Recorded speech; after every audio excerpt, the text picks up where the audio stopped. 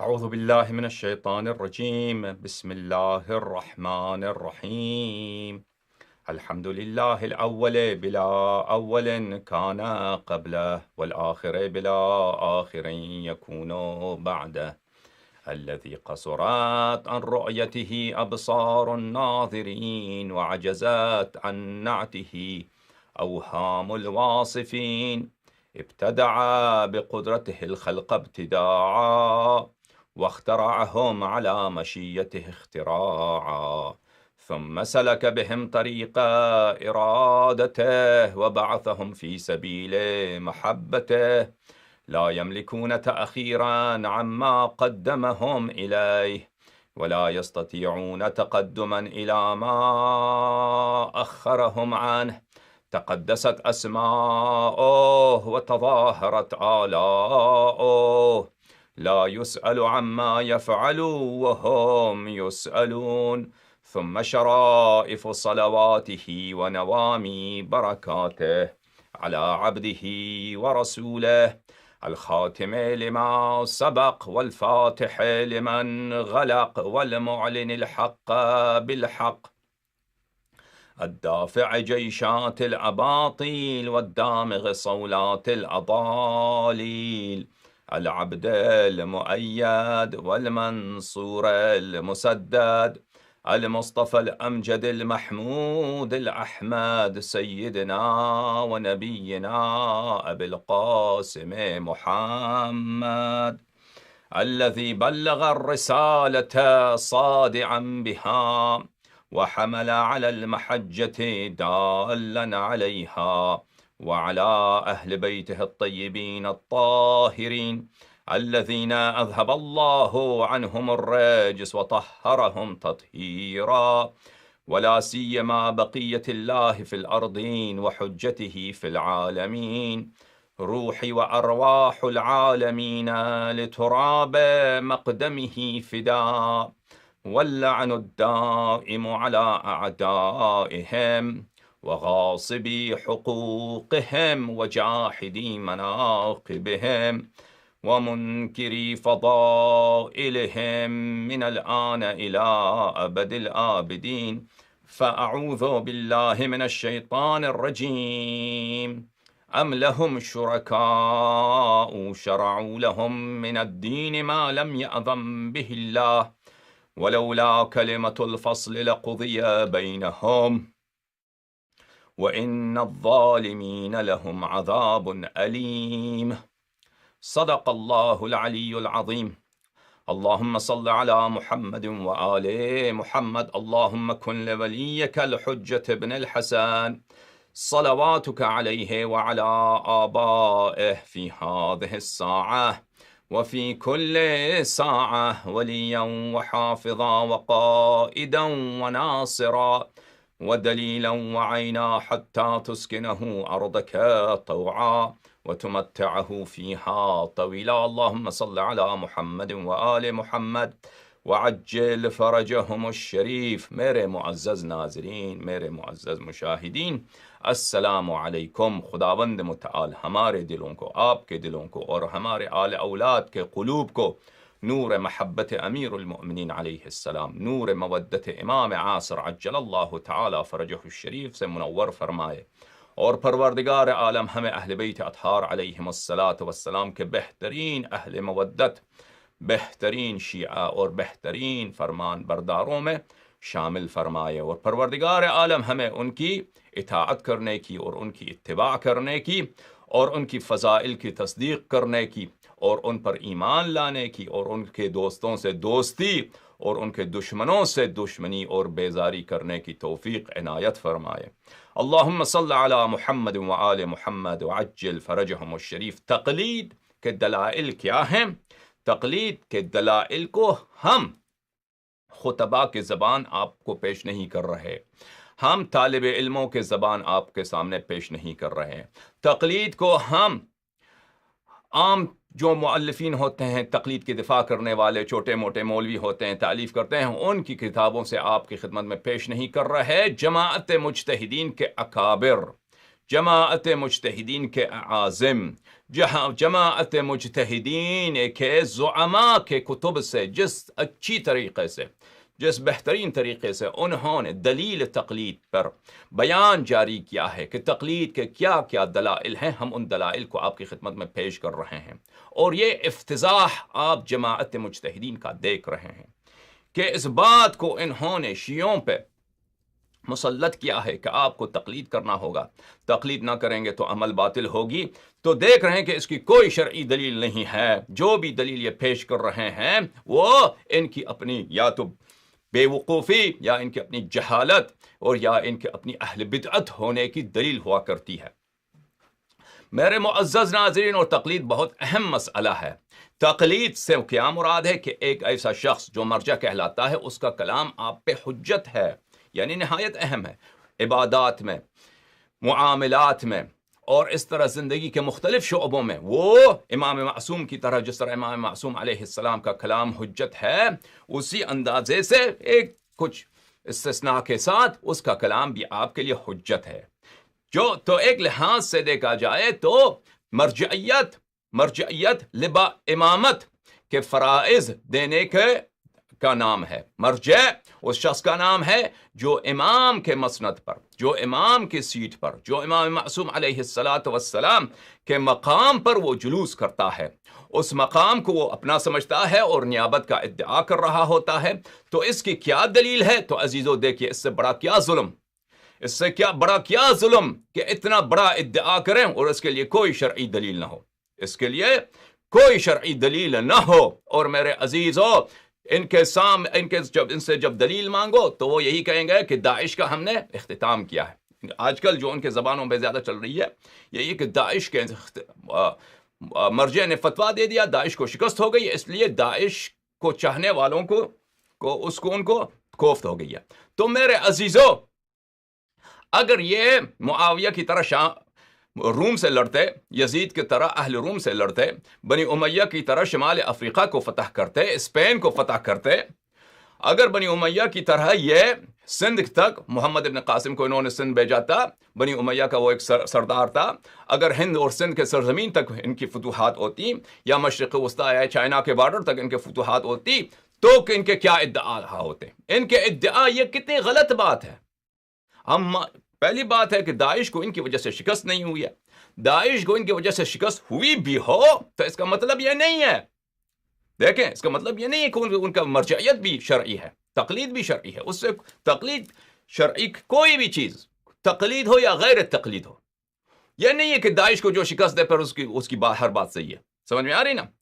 طالبان کو امریکہ نے افغانستان میں داخل ہو کر، وہ طالبان جو تھے وہ داعش کے بھی باپ تھے، ان کو شکست دی سنہ 2003 میں، 2001 میں شکست دی، بری طرح شکست دی، اور ان کو نابود بھی کر سکتے تھے، لیکن ان امریکیوں کی اپنی بے وقوفی کی وجہ سے، ان کی نااہلیت کی وجہ سے وہ طالبان کو اچھی طرح نابود نہ کر پائے۔ اور اس میں بہت بات ہے کہ طالبان نے دوبارہ کیوں جان پکڑ لی، بہرحال انہوں نے نابود کر دیا۔ تو اس کا مطلب یہ نہیں ہے کہ امریکہ کے ادعا بھی شرعی ادعا ہیں۔ یہ ایک نہایت ذلیلانہ بات، شیعہ مولویوں کو شرم نہیں آتی، شیعہ مولویوں کو، شیعہ معممین کو شرم نہیں آتی کہ تقلید کے لیے تم یہ دلیل لے کے آتے ہو۔ تو اگر یہ دلیل تمہاری ہے تو عمر کی دلیل تو تم سے زیادہ اقویٰ ہے، عمر کی دلیل تو تم سے زیادہ مضبوط ہے۔ تو کہے گا کہ ہم نے ایران فتح کیا، مصر فتح کیا، شام فتح کیا، کیا فتح کیا ہے۔ سمجھ میں آ رہی ہے نا آپ کو؟ بنی امیہ کا دلیل، یزید ابن معاویہ کا دلیل آپ سے زیادہ بڑا ہے۔ ان کے فتوحات داعش کو شکست دیا، داعش بغداد تک پہنچ گیا ہے، ائمہ طاہرین علیہ السلام کے حرم کو نابود کرنا چاہتا ہے۔ چلو مان لیتے ہیں کہ اب آگے امریکہ اس میں نہیں تھا، بریٹانیہ نے اس میں شرکت نہیں کی تھی، کوئی آپ نے شکست دی، مان لیا۔ اگر اس منطق کو مان لیں تو عمر، ابو بکر، عثمان کے دور میں جو فتوحات ہوئے وہ تو ان سے کئی بڑا ہے۔ تو شیعہ مولویوں کی میرے عزیز بے شرمی دیکھیں، ان کی آپ حدیث لے کے آئے، ہم کون ہیں میرے عزیز؟ ہم کون ہیں؟ ہاں، آپ کون ہیں؟ آپ غلام اہل بیت علیہم السلام ہیں، آپ کے والد گرامی بھی غلام اہل بیت، نوکر اہل بیت، خادم اہل بیت، عبد اہل بیت علیہم السلام ہیں۔ آپ کی والدہ، میری والدہ بھی کنیز اہل بیت، نوکرانی اہل بیت علیہم السلام کی ہیں۔ ہم روسیہ غلام ہیں اہل بیت طاہرین علیہم السلام۔ ان کا کلام ہمارے لیے حجت ہے، ان کا کلام، ان کے کلام کی روح سے دلیل لے کے آؤ۔ شیعہ مولویوں، شیعہ معممین اپنے آپ کو حجت الاسلام آیت اللہ کہتے ہو، شرعی دلیل لے کے آؤ کہ تقلید کی کیا دلیل ہے؟ ان کے پاس کچھ بھی دلیل نہیں ہے میرے عزیزو، دلائل ہم ان کے اپنی کتب سے پیش کرتے ہیں۔ آئیے ایک ان کے کتابوں کی طرف جاتے ہیں۔ شیعہ مولوی جو بازار میں، جو منبر میں، جو انٹرنیٹ پہ تقریر کرتے ہیں، وہ تقلید کو ثابت کرنے کی پیش کرتے ہیں۔ یہ اگر عمریوں سے مناظر کریں تو یہ شیعہ قوم کی بے عزتی اور افتضاح کرائیں گے، سمجھ میں آ رہی ہے نا؟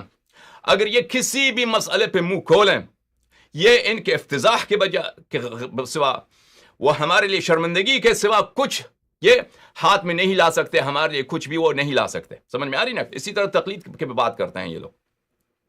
تو شیعہ مولوی جو انٹرنیٹ وغیرہ ان کو چھوڑتے ہیں، ان کے کتب میں جاتے ہیں۔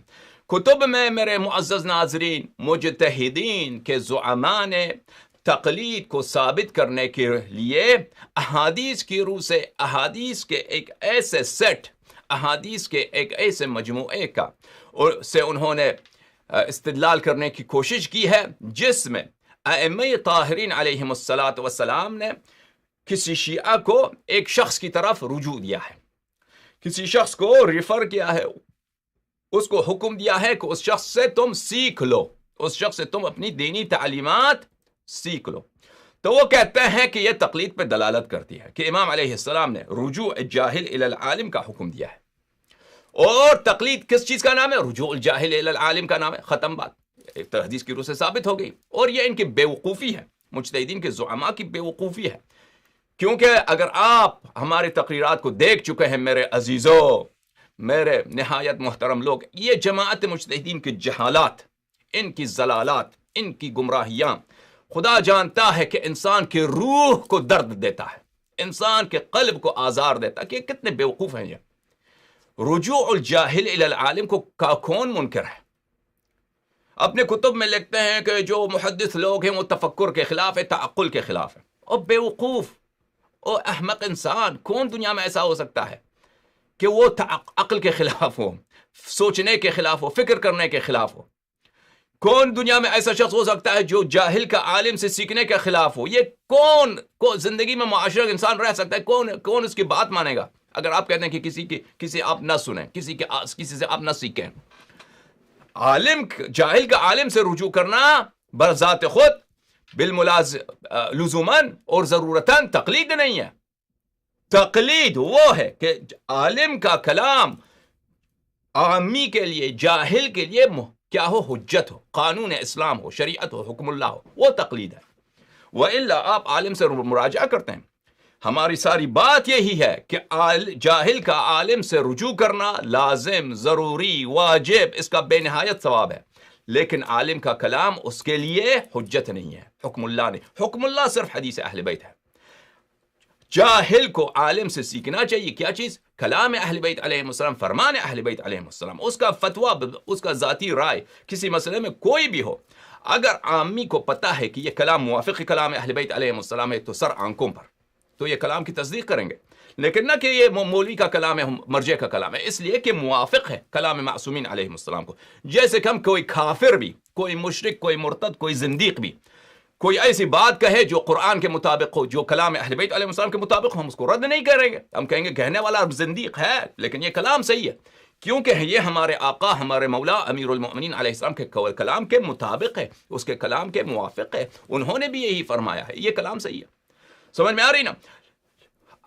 اگر جاہل عالم سے مراجعہ کرتا ہے، عالم کو ایسی بات کہا جاتا ہے جس کا ہمیں پتہ نہیں ہے کہ وہ کلام معصومین کے موافق ہے یا نہیں ہے، مجھے نہیں معلوم، مجھے شک ہے، اس نے کوئی حدیث نقل نہیں کیا اور مجھے کوئی پتہ نہیں کہ وہ حدیث شریف، یہ کسی کے لیے حجت نہیں ہے۔ ساری بات اسی میں ہے۔ آپ مجتہدین حضرات، آپ نے اپنے آپ کو امام بنایا ہے، اپنے آپ کو اپنا کلام عوام کے لیے اس باطل حجت کے ساتھ، اس جھوٹ کے ساتھ، اس اتہام کے ساتھ، اس بدعت کے ساتھ، اس ضلالت کے ساتھ اپنے کلام کو عوام کے اشیاء کے لیے حجت کے طور پہ طرح کیا ہے، وہ بدعت، وہ ظلم، وہ ضلالت کیا ہے کہ کلام معصومین علیہ السلام غیر قابل سمجھ ہے، غیر قابل فہم عوام کے لیے۔ یہ کیا جھوٹ، یہ کیا بکواس ہے۔ بہرحال میرے معزز ناظرین، ان احادیث کی روح سے ثابت ہے کہ عامی کا کام ہے عالم کی طرف رجوع کرنا، لیکن ان احادیث میں یہ کہا کہ او عالم جو بھی کہے، جو بھی کہے وہ اس کے لیے حجت ہے۔ یہ تو نہیں کہا امام علیہ السلام نے کہ اس کے اپنے ذاتی آرا، اس کے ذاتی فتاوا اس کے لیے حجت ہے. اور یہ علماء جن کی طرف ارجاع دیا ہے یہ اکابر روات، اکابر محدثین میں سے ہیں، یہ مجتہد نہیں تھے. یہ امام علیہ السلام نے ارجاع دیا ہے، حکم دیا ہے کہ تم رجوع کرو محدثین کی طرف، معلمین حدیث کی طرف، روات احادیث کی طرف، مترجمین حدیث کی طرف، شراح حدیث کی طرف، ان کی طرف رجوع کرو. یہ سر آنکھوں پر، اس کے سوا کوئی چارہ بھی نہیں ہے. سمجھ میں آ رہی نا؟ تو یہ مجتہدین کی دغا بازی، یہ مجتہدین جماعت مجتہدین کی فریب کاری، اور اگر ہم کو دغا بازی فریب کاری نہ کرے، کم از کم ان کی جہالت کہ ان کو صاف حدیث نظر نہیں آتا، اتنی بات کھلی بات ان کو نہیں سمجھ آتی. ملاحظہ فرمائیے ان کے اکابر کے کتب میں کیا ہے.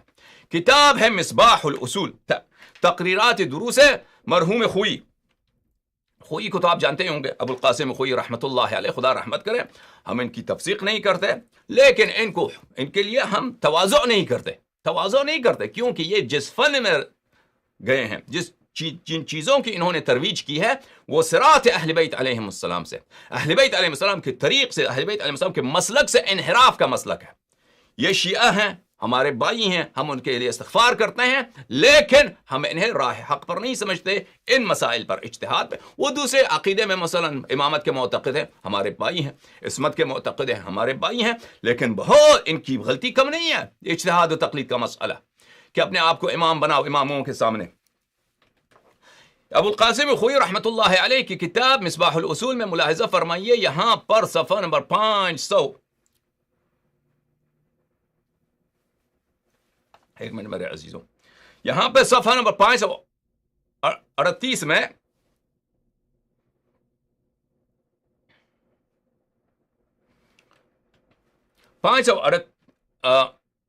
اس کو کیا بولتے ہیں، 38، جی ہاں 38 میں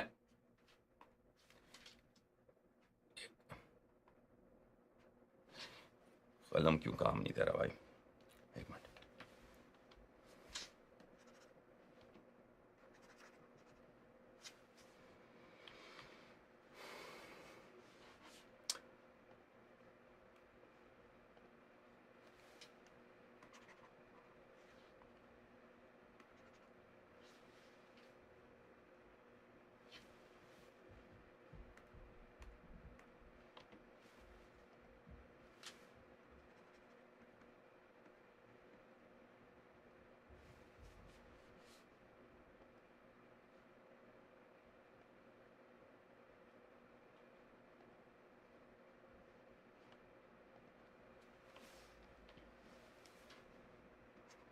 ایک منٹ میرے عزیزو، میں دوبارہ اس ڈاکیومنٹ کو کھولوں.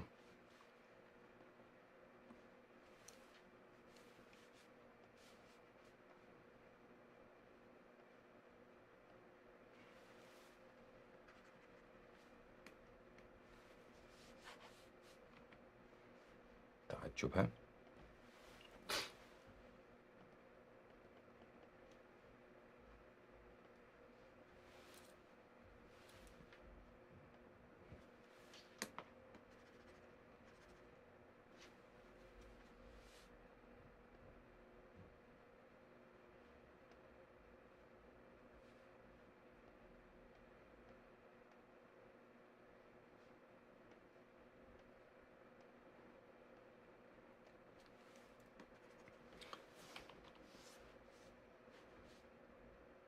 کوئی بات نہیں. کتاب مصباح الاصول میں یہاں پر صفحہ نمبر 538 میں یہاں پہ آپ دیکھ رہے ہیں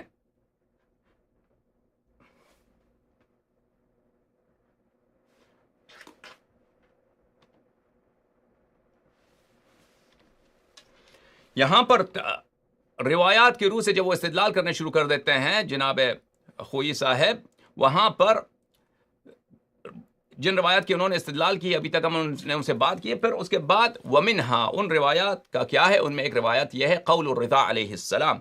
امام رضا علیہ السلام نے علی ابن مسیب الحمدانی سے جب ان سے پوچھا کہ میرا گھر دور ہے، میں آپ تک نہیں پہنچتا، تو میں کس سے معالم دین اخذ کروں؟ تو امام علیہ السلام نے وہ فرمایا کہ زکریا ابن آدم قمی سے، فإنہ المأمون علی الدین والدنیا، وہ دین و دنیا پر مأمون آدمی ہے، اس کی امانت دار آدمی ہے۔ اور دوسری روایت یہ ہے کہ امام رضا علیہ السلام نے عبدالعزیز بن المہتدی نے جب ان سے سوال پوچھا، ان شقتی بعیدہ فلست اصل الیک فی کل وقت فآخذ معالم دینی عن یونس مولا آل یقطین، کہ میرا گھر آپ سے دور ہے، میں ہر وقت آپ کی خدمت میں نہیں پہنچ سکتا، دینی تعلیمات، معالم دین، دینی تعلیمات میں یونس بن عبد الرحمن، یونس مولا آل یقطین سے میں اخذ کروں۔ امام علیہ السلام نے فرمایا کہ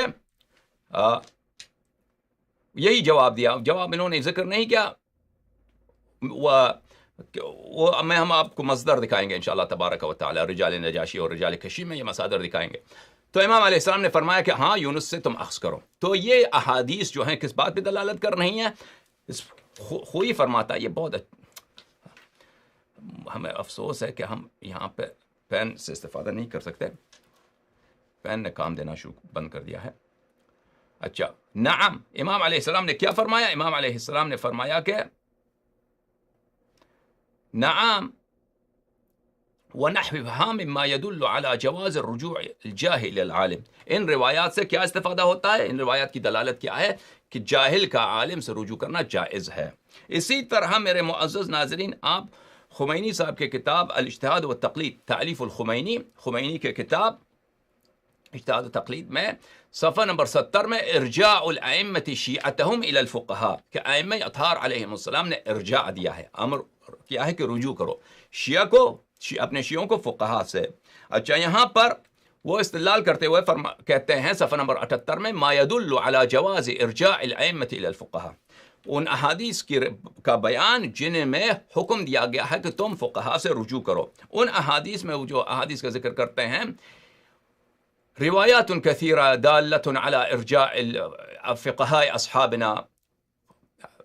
شعیب الارقوقی کہتا ہے قلت لابی عبداللہ علیہ السلام، میں نے امام صادق علیہ السلام سے پوچھا، ربما احتجنا ان نسأل عن الشیء فمن نسأل، بہت دفعہ ہوتا ہے کہ ہمیں احتیاج ہوتا ہے کہ کسی شخص سے کوئی مسئلہ پوچھیں، کہ کسی شخص سے کوئی مسئلہ پوچھیں، تو ایسا واقعہ آ جائے، ایسا وقت آ جائے کہ ہمیں کسی سے پوچھنے کی ضرورت ہو، تو کس سے پوچھیں؟ تو امام علیہ السلام نے فرمایا علیک بالاسدی، تو آپ کو اسدی سے، یعنی ابا بصیر۔ ابو بصیر کئی ایک صحابیوں کا کنیہ ہے، لیکن جب ابو بصیر مطلقاً کہا جاتا ہے، اس سے مراد دو ہوتے ہیں، یعنی لیث ابن البختری ہوتا ہے اور ایک ابو القاسم المکفوف ہوتا ہے۔ ان دونوں کا نام کنیہ ابو بختری ہے، لیکن یہاں مراد لیث ابن البختری سے مراد ہے کہ لیث ابن البختری یعنی ابو بصیر سے آپ رجوع کریں، تو ان کو ارجاع دیا ہے۔ اور اسی طرح وہ نقل کرتے ہیں علی بن المسیب الحمدانی کو امام علیہ السلام نے فرمایا کہ کس سے رجوع کرو؟ زکریا بن آدم القومی المؤمن علی الدین والدنیا، زکریا بن آدم القومی سے مراجعہ کرو۔ تو یہ خمینی نے بھی اس سے استدلال کیا ہے۔ میرے معزز ناظرین،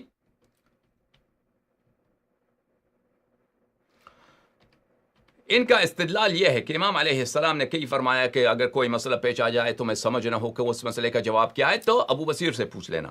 یا کسی نے پوچھا کہ میں کن سے تعلیمات دینی حاصل کروں، تو فرمایا کہ زکریا ابن آدم سے، یا کسی اور کو بتایا کہ تم یونس ابن عبد الرحمن سے تعلیمات دین حاصل کرو۔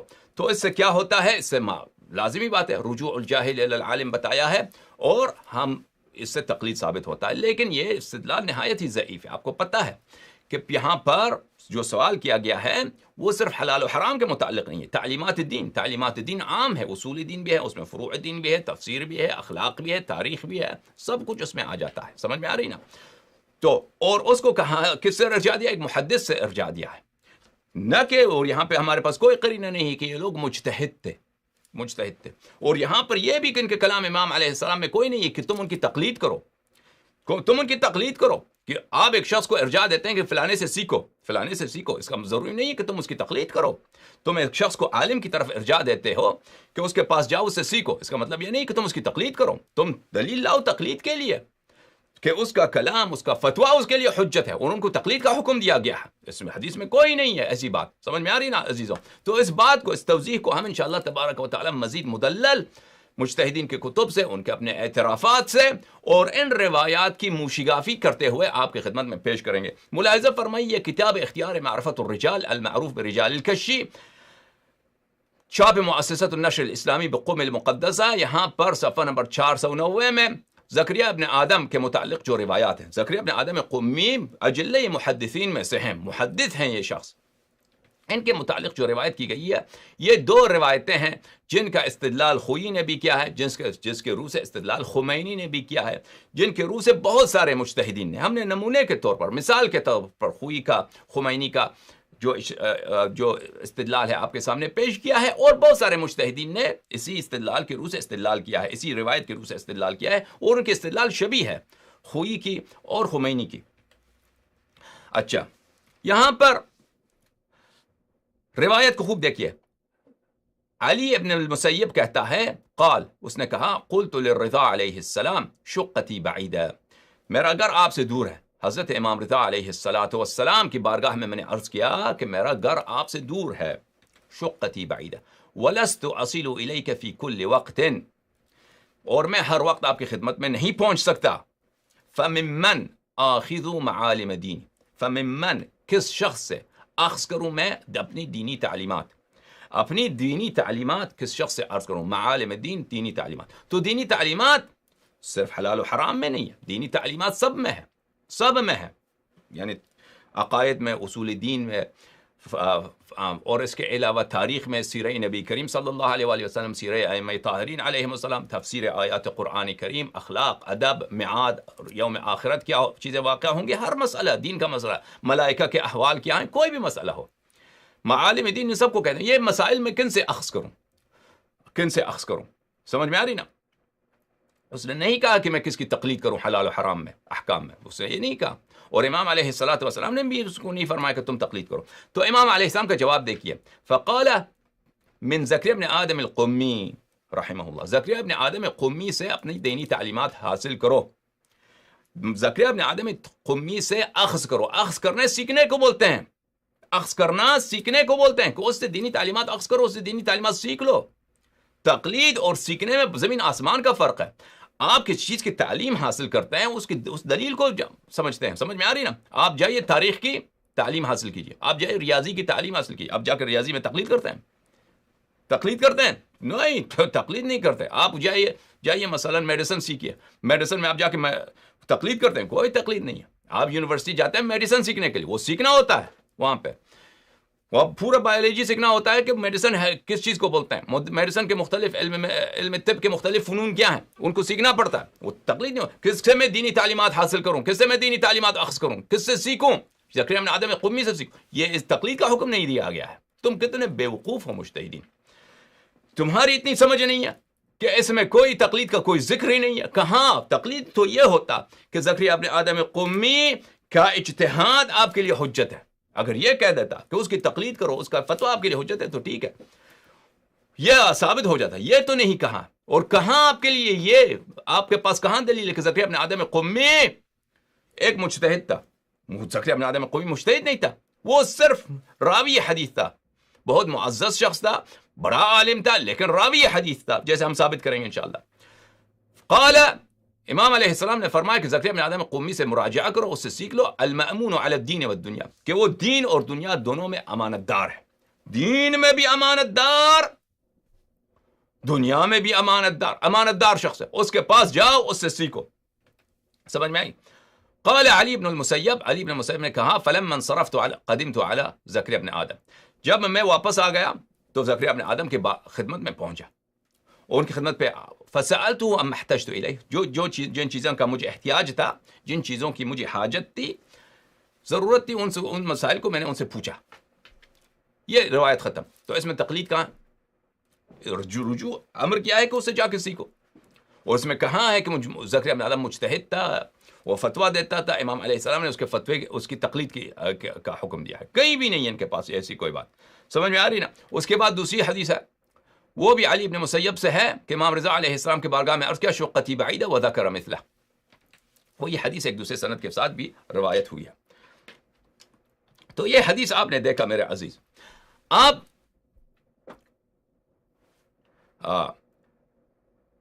زکریا ابن آدم قومی کیا مجتہد تھا میرے عزیزوں؟ ملاحظہ فرمائیے ان کی زندگی کے متعلق کیا اخبار ہمیں پہنچی ہیں، کیا احوال ہمیں پہنچی ہیں۔ رجال النجاشی رحمہ اللہ، تعلیف الشیخ النجاشی، چھاپ قم مقدسہ، صفحہ نمبر 174، زکریا ابن آدم کا زندگی نامہ۔ زکریا ابن آدم ابن عبداللہ ابن سعد الاشعری القمی، ثقۃ جلیل عظیم القدر، ثقہ ہے، جلیل ہے، عظیم القدر، بلند مرتبہ آدمی ہے۔ وَكَانَ لَهُ وَجْهٌ عِنْدَ الرِّضَا علیہ الصلاۃ والسلام، اور امام رضا علیہ الصلاۃ والسلام کے بارگاہ میں ان کی بڑی منزلت تھی، ان کی بڑی آبرو تھی امام علیہ السلام کے بارگاہ میں۔ لَهُ کتاب، اس کا ایک کتاب ہے، اس کا ایک کتاب ہے۔ تو یہ کتاب کیا فتووں کی کتاب ہے؟ وہ مجتہد تھا، کتاب فتووں کی نہیں، مجتہد کی کتاب، مجتہد کی کتاب نہیں تھی، وہ احادیث کی کتاب تھی۔ اس کی دلیل کیا ہے؟ دلیل یہ ہے، اخبرنی غیر واحد عن ابن حمزہ عن ابن بطہ قال حدثنا الحسن الصفار عن احمد بن محمد بن عیسیٰ عن محمد بن خالد عن زکریا۔ اس کے کتاب کا سند نقل کر رہا ہے، یہ خود مرحوم نجاشی رحمۃ اللہ علیہ اپنا اجازہ اس کتاب تک نقل کرتا ہے کہ اس کتاب کو میرے لیے حدیث کیا ہے، مجھے اس کتاب کی روایت کی اجازت میرے شیخ نے دی ہے، اس کے شیخ نے اس کو دی ہے، اس کو دی ہے۔ زکریا ابن آدم تک وہ اپنا سند ذکر کر رہا ہے۔ تو جو کتاب اجتہاد ہوتا ہے، کتاب فتویٰ ہوتا ہے، اس میں اجازت نہیں ہوتا، سمجھ میں آ رہی نا؟ کتاب اجتہاد میں، کتاب فتویٰ میں، اس میں اجازت کسی کو کیوں نہیں ملتا کہ آپ میرے فتویٰ کو اجازت ہے آپ نقل کریں؟ اس میں اجازت ہوتا ہی حدیث میں ہے، سمجھ میں آ رہی نا؟ اس کے علاوہ وَكِتَابُ مَسَائِلِهِ لِلرضا علیہ السلام، اور اس کا ایک کتاب ہے کہ اس نے جو سوالات کیے تھے امام رضا علیہ السلام۔ تو یہ واضح ہے کہ یہ کتاب اس کی کیا ہے؟ زکریا ابن آدم کی یہ حدیث کی کتاب ہے، حدیث کی کتاب ہے۔ اس کے لیے بھی سند ذکر کر رہا ہے، اخبرنا علی بن احمد، یہاں تک کہ اس کا سند عن زکریا بالمسائل، کہ اپنا سند ذکر کر رہا ہے کہ مجھے اس کتاب کو نقل کرنے کی اجازت ہے، اور میرا سند اس کتاب تک یہ ہے، اپنا سند ذکر کر رہا ہے کہ فلان نے فلان، کیونکہ اس زمانے میں رسم تھا محدثین کا کہ وہ کتاب کو نقل کرنے کی وہ اجازت لیتے تھے، اور وہ کتاب کے نقل کے لیے بھی سند کا ذکر کرتے تھے۔ تو اس کو ذکر کیا، تو یہ واضح دلیل ہے، کسی نے ذکر نہیں کیا کہ وہ مجتہد تھا، ان کے جو کتابیں ہیں وہ حدیث کی کتابیں، یہ راوی تھا، بلند مرتبہ راوی۔ یہ کتاب ہے الفہرست، تعلیف شیخ الطوسی رحمہ اللہ، الفہرست للطوسی، مؤسسۃ النشر الفقہا نے اس کتاب کو نشر کیا ہے قوم مقدسہ میں۔ یہاں پہ ملاحظہ فرمائیے، باب زکریا، صفحہ نمبر 132 میں، کتاب زکریا لہو مسائل، اس کے پاس ایک کتاب ہے، اس کتاب المسائل، جو امام رضا علیہ السلام سے اس نے مسئلے پوچھے ہیں، اس کتاب وہ تو حدیث کی کتاب ہے۔ پھر شیخ طوسی رحمۃ اللہ علیہ، اخبرنا بذلك ابن ابی جید عن فلان عن فلان عن فلان عنہ، پھر دو سند، واخبرنا ایضا به جماعت عن ابی المفضل، اس اپنی سند شیخ طوسی نقل کر رہا ہے اس کتاب کی طرف۔ تو یہ بھی ثابت ہوا کہ وہ محدث تھا، وہ زکریا ابن آدم راوی تھا، زکریا ابن آدم وہ مجتہد نہیں تھا، مفتی نہیں تھا، اور نہ اس حدیث میں جو علی ابن مسیب کے متعلق کے نے نقل کیا امام رضا علیہ السلام میں، اس میں کوئی بھی ایسی بات نہیں ہے کہ وہ مجتہد تھا۔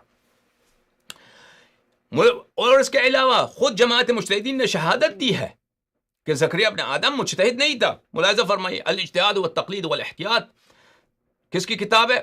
علی سیستانی کی کتاب، علی سیستانی کی کتاب الاجتہاد والتقلید والاحتیاط۔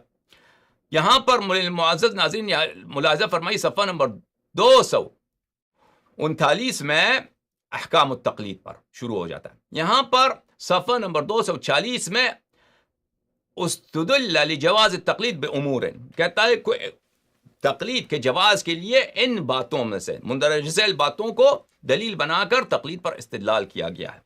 ان میں سے پہلا گروہ جو ہے دلائل کا، وہ گروہ کیا ہے؟ روایات کا ہے، روایات۔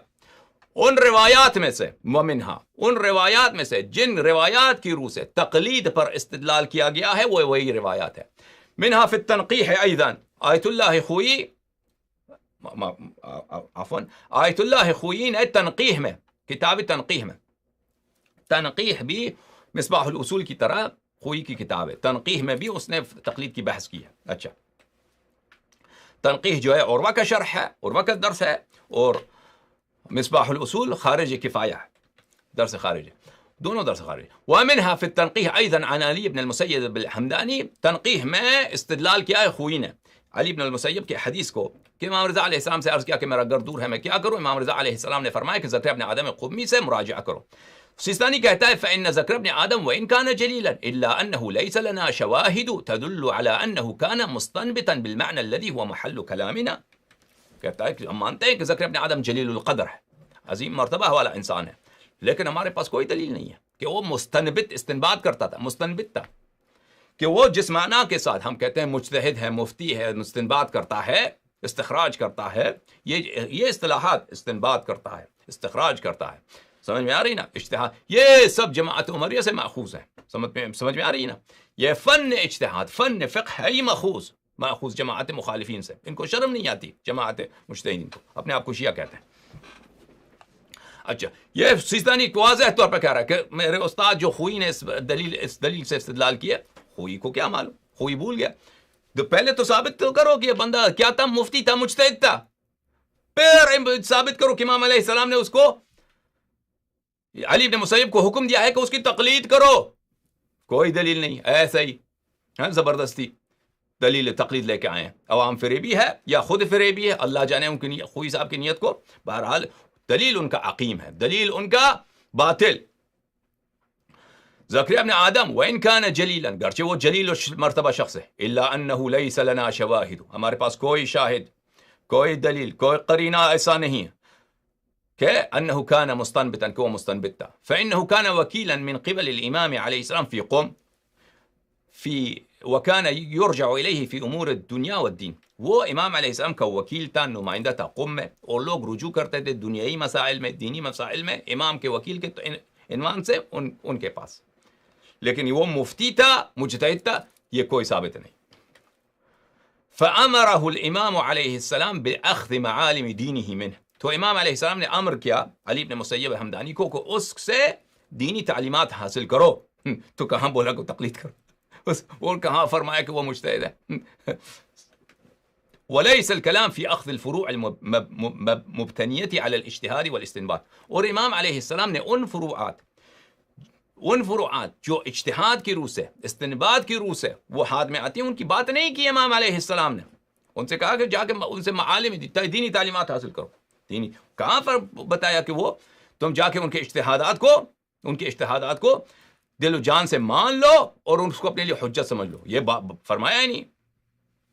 پھر سیستانی صاحب کا ایک بہت اہم جملہ ہے، دیکھو، الى غیر ذلك من الروایات التي يمكن الجواب عنها بمثل ما اجبنا بالنسبة الى الروایتین المتقدمتین. کہتے ہیں اور بھی روایتیں ہیں، سیستانی بیان کرتا ہے، کہتا ہے اور بھی روایتیں ہیں جن میں یہی ہے کہ کسی کو حکم دیا ہے کہ رجوع کرو، زرارہ سے رجوع کرو، مثلا فلانے سے رجوع کرو، اس سے اخذ کرو. وہ ان سب روایات کا جواب یہی ہے کہ یہ لوگ راوی تھے، یہ لوگ محدث تھے، یہ لوگ وسائط تھے، واسطہ تھے نقل کرنے کے. امام علیہ السلام سے ان سے سیکھنے کا حکم دیا ہے، نہ کہ ان سے تقلید کرنے کا حکم.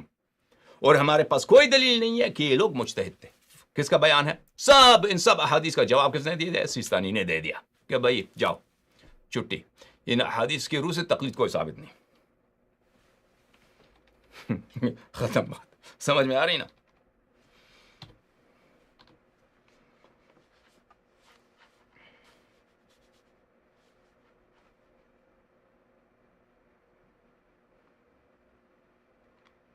اچھا، دوسرا حدیث جو خوئی نے بھی ذکر کیا تھا، دوسرے علماء نے بھی ذکر کیا ہے کہ یونس ابن عبد الرحمن سے ارجاع دیا ہے. ملاحظہ فرمائیے، اختیار و معرفت الرجال المعروف برجال الکشی، یہ اصل میں شیخ کشی رحمۃ اللہ علیہ کی تصنیف ہے. وہ شیخ کشی کی جو تصنیف تھی وہ ضائع ہو چکا ہے.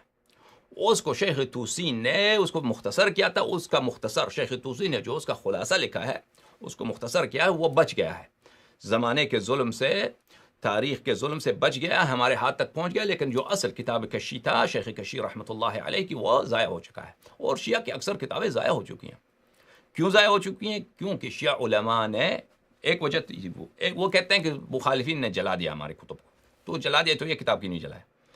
اور جلانا بھی حق ہے کہ بہت ساری کتابیں ظالمین کے ظلم کی وجہ سے کتاب خانوں پہ حملے ہوئے، وہ کتابیں ضائع ہو گئی وہ بھی ہے، لیکن یہ بھی ہے کہ شیعہ علماء نے حدیث کو چھوڑ دیا ہے، صدیوں سے حدیث کو چھوڑ دیا ہے، سمجھ میں آ رہی ہے، خدا حافظ کہہ دیا ہے حدیث سے.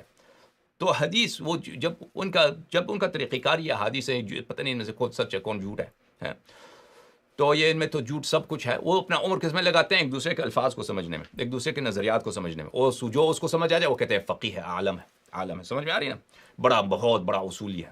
اصولی ہے کیا بلا؟ اصولی کا کیا مطلب؟ بہت بڑا اصولی ہے. علم اصول پہ عبور ہے، علم فقہ پہ عبور ہے، یعنی ایک دوسرے کے کلام کو، مجتہدین کے اپنے کلمات کو، نظریات کو وہ خوب جانتا ہے کہ وہ کیا کیسے فلانے. تو جب علماء شیعہ نے حدیث کی طرف پشت کر دیا ہے تو لازمی بات ہے کہ پرانے زمانے میں کمپیوٹر تو نہیں تھے، کتاب چھپتے نہیں تھے، سب کتابیں جو ہیں کتاب ہوا کرتی تھیں، تو ان کتابوں کا پوچھنے والا کوئی نہ ہو تو کتابیں ضائع ہو جاتی ہیں. شیخ صدوق رحمۃ اللہ علیہ کی مشہور معروف کتاب العلم، مدینہ العلم، جو کتاب من لا يحضر الفقیہ سے بھی بڑا ہوا کرتا ہے، ہوں گی وہ ضائع ہوگی. حصول 400 ہزاروں کی تعداد میں کتب حدیث جو اصحاب ائمہ علیہم السلام نے لکھا ہے، اصحاب ائمہ علیہم السلام نے، امام ائمہ طاہرین علیہم السلام کے زبان اقدس سے لکھا ہے، ضائع ہوگی وقت کے ساتھ. سمجھ آ رہی ہے نا؟ کیوں؟ کیونکہ شو علماء لگے ہیں کس کے پیچھے؟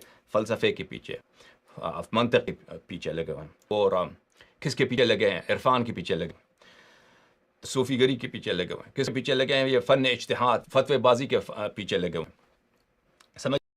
اچھا، اور اپنے آپ کو کیا کہ راوی حدیث ہے. اور راوی حدیث تمہیں کہاں آتی ہے؟ تم کیوں جھوٹ بولتے ہو؟ پچھلے کون سے تمہارے مجتہد نے حدیث کی شرح کی کتاب لکھی ہے؟ مجھے بتاؤ نا، مجھے بتاؤ کس مجتہد نے. پچھلے کفایت الاصول جو ہے 110 سال پہلے لکھی ہے، یہ اس پہ 300-400 شروح لکھی ہیں لوگوں نے، اور ہر سال اس کے متعلق 10-15 مزید شروح چاپ ہو جاتی ہیں. سمجھ میں آ رہی ہے؟ ہر سال مزید آ جائے، ہر درس خارج جو ہے وہ کفایت الاصول کی شرح ہوا کرتی ہے. کتاب عروۃ الوثقا جو ہے وہ 100 سال پہلے لکھی گئی ہے، اس کے کتنے شروح ہیں؟ سینکڑوں کے حساب سے شروع لکھے ہیں، اور دقیق، بہت محنت لگایا گیا ہر شرح لکھنے میں. خوئی صاحب کی تنقیح ہے، 40 جلد اس نے لکھا ہے. سمجھ میں آ رہی نا؟ اس طرح دوسرے علماء نے لکھے ہیں. مرحوم سید تقی خوئی سید تقی طباطبائی قمی رحمۃ اللہ علیہ، کچھ سال پہلے ان کا انتقال ہوا، 28 جلد کچھ اس نے اس کی شرح لکھی ہے، تنقیح کی، عروۃ الوثقا کی. عروۃ الوثقا جو 100 سال پہلے لکھی گئی ہے، خوئی نے تنقیح لکھی ہے عروہ کی شرح. یہ آپ 100 سال پہلے جو کتابیں لکھی ہیں ان کے لیے تم نے سینکڑوں شرح لکھی. آپ مجھے بتائیے کہ مجتہدین نے پچھلے 400 سال میں مراجع نے کافی کی کتنی شروح لکھی؟ ایک بھی نہیں لکھی نا. اگر لکھی ہے تو محدثین نے لکھا ہے. مراجع میں سے کون لکھا ہے؟ کسی نے نہیں لکھا ہے. آپ تہذیب کا شرح لکھا ہے؟ نہیں. استبصار کا شرح لکھا ہے؟ نہیں. کس کا شرح لکھا ہے آپ لوگوں نے؟ حدیث کی کون سی کتاب آپ نے لکھی ہے؟ کوئی بھی نہیں لکھی آپ نے، کچھ بھی نہیں کیا آپ لوگوں نے. سمجھ میں آ رہی نا؟ تو اپنے آپ کو کیا کہتے ہیں کہ ہم روات حدیث ہیں، جھوٹ. اچھا، کتاب اختیار معرفت الرجال المعروف برجال الکشی، تالیف شیخ الطوسی رحمۃ اللہ علیہ، یعنی طوسی نے اس کتاب کو خلاصہ لکھا ہے. صفحہ نمبر 409، حدیث نمبر 26. یہاں پہ روایت ہے کن سے؟ عبد العزیز ابن المہتدی. عبد العزیز ابن مہتدی نے کہا کہ قلت لابی الحسن الرضا علیہ السلام، میں نے امام رضا علیہ السلام کی بارگاہ میں عرض کیا، جعلت فداک، میں آپ پہ قربان جاؤں، انی لا اکاد اصل الیک اسألک عن کل ما احتاج الیہ من معالم دینی، میں ہمیشہ آپ کے بارگاہ میں نہیں پہنچ سکتا کہ ہر وہ مسئلہ جو میرے دینی تعلیمات کے متعلق ہے وہ آپ سے میں دریافت کروں. میں نہیں پہنچتا، آپ دور ہوتے ہیں. افیونس ابن عبد الرحمن ثقۃ، افیونس ابن عبد الرحمن، کیا ایسا ہے کہ یونس ابن عبد الرحمن ثقہ ہے؟ آخذ عنہ ما احتاج الیہ من معالم دینی، کیا میں یونس ابن عبد الرحمن سے اپنی دینی تعلیمات، معالم دین، دینی تعلیمات سیکھ سکتا ہوں؟ وہ ثقہ ہے. امام علیہ السلام نے فرمایا کہ جی ہاں، فرمایا کہ نعم، فرمایا جی ہاں، وہ ثقہ ہے، اس سے تم سیکھ لو، اس سے دینی تعلیمات حاصل کرو. میرے معزز ناظرین، جواب وہی جواب ہے جو زکریا ابن آدم قمی کے حدیث سے دیا ہے کہ یہاں پر تقلید کی کوئی امام علیہ السلام نے ذکر نہیں کیا ہے، اور یہاں پہ صرف حلال و حرام کی بات نہیں ہے، اور امام علیہ السلام نے نہیں فرمایا کہ یونس ابن عبد الرحمن کا اجتہاد آپ کے لیے حجت ہے. فرمایا کہ ثقہ ہے، اور ثقہ بولا کس کے لیے بولا جاتا ہے؟ ثقہ راوی کے لیے بولا جاتا ہے، مورد اطمینان ہے کہ وہ روایت کرتا ہے، روایت میں ہیرا پھیری نہیں کرتا، یا اس کے حفظ میں روایت میں اس کے روایت کے حفظ میں وہ مثلا نسیان کا شکار نہیں ہے، خطا کا شکار نہیں ہے، یہ منحرف انسان نہیں ہے کہ روایت میں جھوٹی روایت داخل کر دے۔ ثقہ بھی جو ہے وہ روات کے صفات میں شامل شمار ہوتا ہے اس کا۔ اچھا، پھر ایک اور حدیث ہے اسی جیسا کہ عبدالعزیز ابن ابو المحتدی نے امام علیہ السلام کی بارگاہ میں عرض کیا کہ میرا گھر آپ سے دور ہے، ہر وقت آپ کی خدمت میں نہیں پہنچ سکتا، فآخذ معالم دینی من یونس مولا ابن یقطین، کیا میں اپنے دینی تعلیمات یونس مولا ابن یقطین جو خاندان یقطین کا غلام رہا ہے۔ اب کہتے ہیں خاندان ابن یقطین کا مولا ان کا غلام رہا ہے، تو اس کا مطلب یہ نہیں کہ وہ خود غلام رہا ہو سکتا ہے اس کا باپ، اس کا دادا غلام رہا ہو، تو یہ ان کا موالی میں سے ہے، کیا ان سے میں دینی تعلیمات حاصل کر سکتا ہوں؟ تو امام علیہ السلام نے فرمایا نعم، امام علیہ السلام نے فرمایا کہ کیا؟ جی ہاں، یہ کام تم کر لو۔ اچھا، تو جواب وہی ہے جو پہلے ہم دے چکے ہیں کہ اس میں اجتہاد اور تقلید کا کوئی ذکر نہیں ہے۔ اور یونس ابن عبد الرحمن کیا تھے؟ یونس ابن عبد الرحمن رحمۃ اللہ علیہ کیا تھے؟ محدث تھے، راوی تھے، اور اس کے لیے ہمارے پاس دلائل بہت زیادہ ہیں۔ میں کچھ دلائل آپ کی خدمت میں یہاں پہ پیش کرتا ہوں، جو یہ اس ابو بصیر کے روایت کا بھی جواب ہے، زکریا ابن آدم قمی کا بھی جواب ہے، یونس ابن عبد الرحمن کا بھی جواب ہے، اور کوئی اور روایت یہ جماعت لے کے آئے تو وہ بھی ان سب کا جواب یہی ہے کہ محدثین کی طرف، روات احادیث کی طرف، جو شخص روایت نقل کرتا ہے، دین کی تعلیمات کو نشر حدیث کے ذریعے پھیلاتا ہے، لوگوں کو سکھاتا ہے، ان کی طرف ارجاع اور ان کی طرف رجوع کرنے والی احادیث ہیں۔ ملاحظہ فرمائی کتاب مطارح الانظار، تقریرات شیخ الانصاری رحمۃ اللہ علیہ، یہ چھاپ مؤسسہ آل البیت علیہم السلام، یہاں پر صفحہ نمبر 291۔ اور یہ شیخ مرتضیٰ انصاری جو ہیں مجتہدین کے بہت بڑے، معاف کیجیے گا، مجتہدین کے بہت بڑے محققین میں ان کا شمار ہوتا ہے۔ ان امر الامام بالاخذ من زرارہ، امام علیہ السلام نے جب امر کیا ہے، حکم دیا ہے، کیا حکم دیا ہے؟ کہ تم سیکھو کن سے؟ زرارہ سے، زرارہ سے سیکھو۔ سمجھ میں آ رہی نا؟ امر الامام بالاخذ من زرارہ و ابان، اور کن سے سیکھو؟ ابان سے سیکھو، ابان سے، و اسحاق سے سیکھو، یونس ابن عبد الرحمن، زکریا ابن آدم القمی، و عمیری سے سیکھو، ونحوہم ممن ادرکوا شرافت حضورہ علیہ السلام، اور وہ لوگ جو صحابہ ائمہ تھے، شرافت حضور، انہوں نے حضور امام کے بارگاہ میں حضوری کا شرف انہوں نے حاصل کیا ہے۔ وَأَخَذُوا مَعَالِمَ الدِّينِ عَنْهُمْ بِالسِّمَاعِ وَالشَّفَاهَةِ، اور انہوں نے خود امام علیہ السلام سے دین حاصل کیا ہے، خود امام علیہ السلام سے دین حاصل کیا۔ امام علیہ السلام نے دوسروں شیعوں کو امر کیا ہے، حکم دیا ہے کہ ان سے رجوع کرو، تو یہ لا يدل على جواز الاخذ بقول كل من يفتي باجتهاده تعبدا۔ امام علیہ السلام نے یونس فلان فلان فلان سب نام انہوں نے ذکر کیا نا، یونس ابن عبد الرحمن، ابان ابن تغلب، فلان فلان سے حکم دیا کہ ان سے رجوع کرو۔ اس کا مطلب یہ نہیں ہے کہ ان کی اجتہاد آپ کے لیے حجت ہے، ان کا اجتہاد تعبداً، تقلید کے روح سے آپ قبول کر لیں، ان کے آپ مقلد بن، ان کا مطلب یہ نہیں ہے۔ مطلب کیا ہے پھر؟ مطلب یہ ہے لأنهم كانوا وسائط بين الامام وبين سائر الخلق، مطلب یہ ہے کہ وہ واسطے تھے، کس چیز کے واسطے تھے؟ واسطے تھے احکام پہنچانے کے امام علیہ السلام اور خلق کے درمیان، واسطے تھے، وہ ان کا کام تھا پیغام رسانی، تعلیمات رسانی، کہ وہ امام علیہ السلام سے عوام تک یہ باتیں لوگوں تک پہنچائے، واسطے تھے، مڈل مین تھے۔ مثل وسائط عصرنا بین المجتہدین والمقلدین من العدول والمؤثقین، جیسے ہمارے زمانے میں مجتہدین کے وکلا ہوتے ہیں، مجتہدین کے وہ مجتہد حضرات، ان کے مورد اعتماد جو انسان ہوتے ہیں، اپنے داماد کو، اپنے فرزند کو، اپنے رشتہ داروں کو، مجتہدین کیا کرتے ہیں؟ اپنے شاگردوں کو وکیل بناتے ہیں، واسطے ہوتے ہیں، وہ مجتہد کے فرامین کو، ان کے فتاووں کو عوام تک، ان کے مقلدین تک پہنچانا ہے۔ روات کا یہی کام تھا، وہ امام نے علیہ السلام نے ان سے فرمایا کہ رجوع کرو۔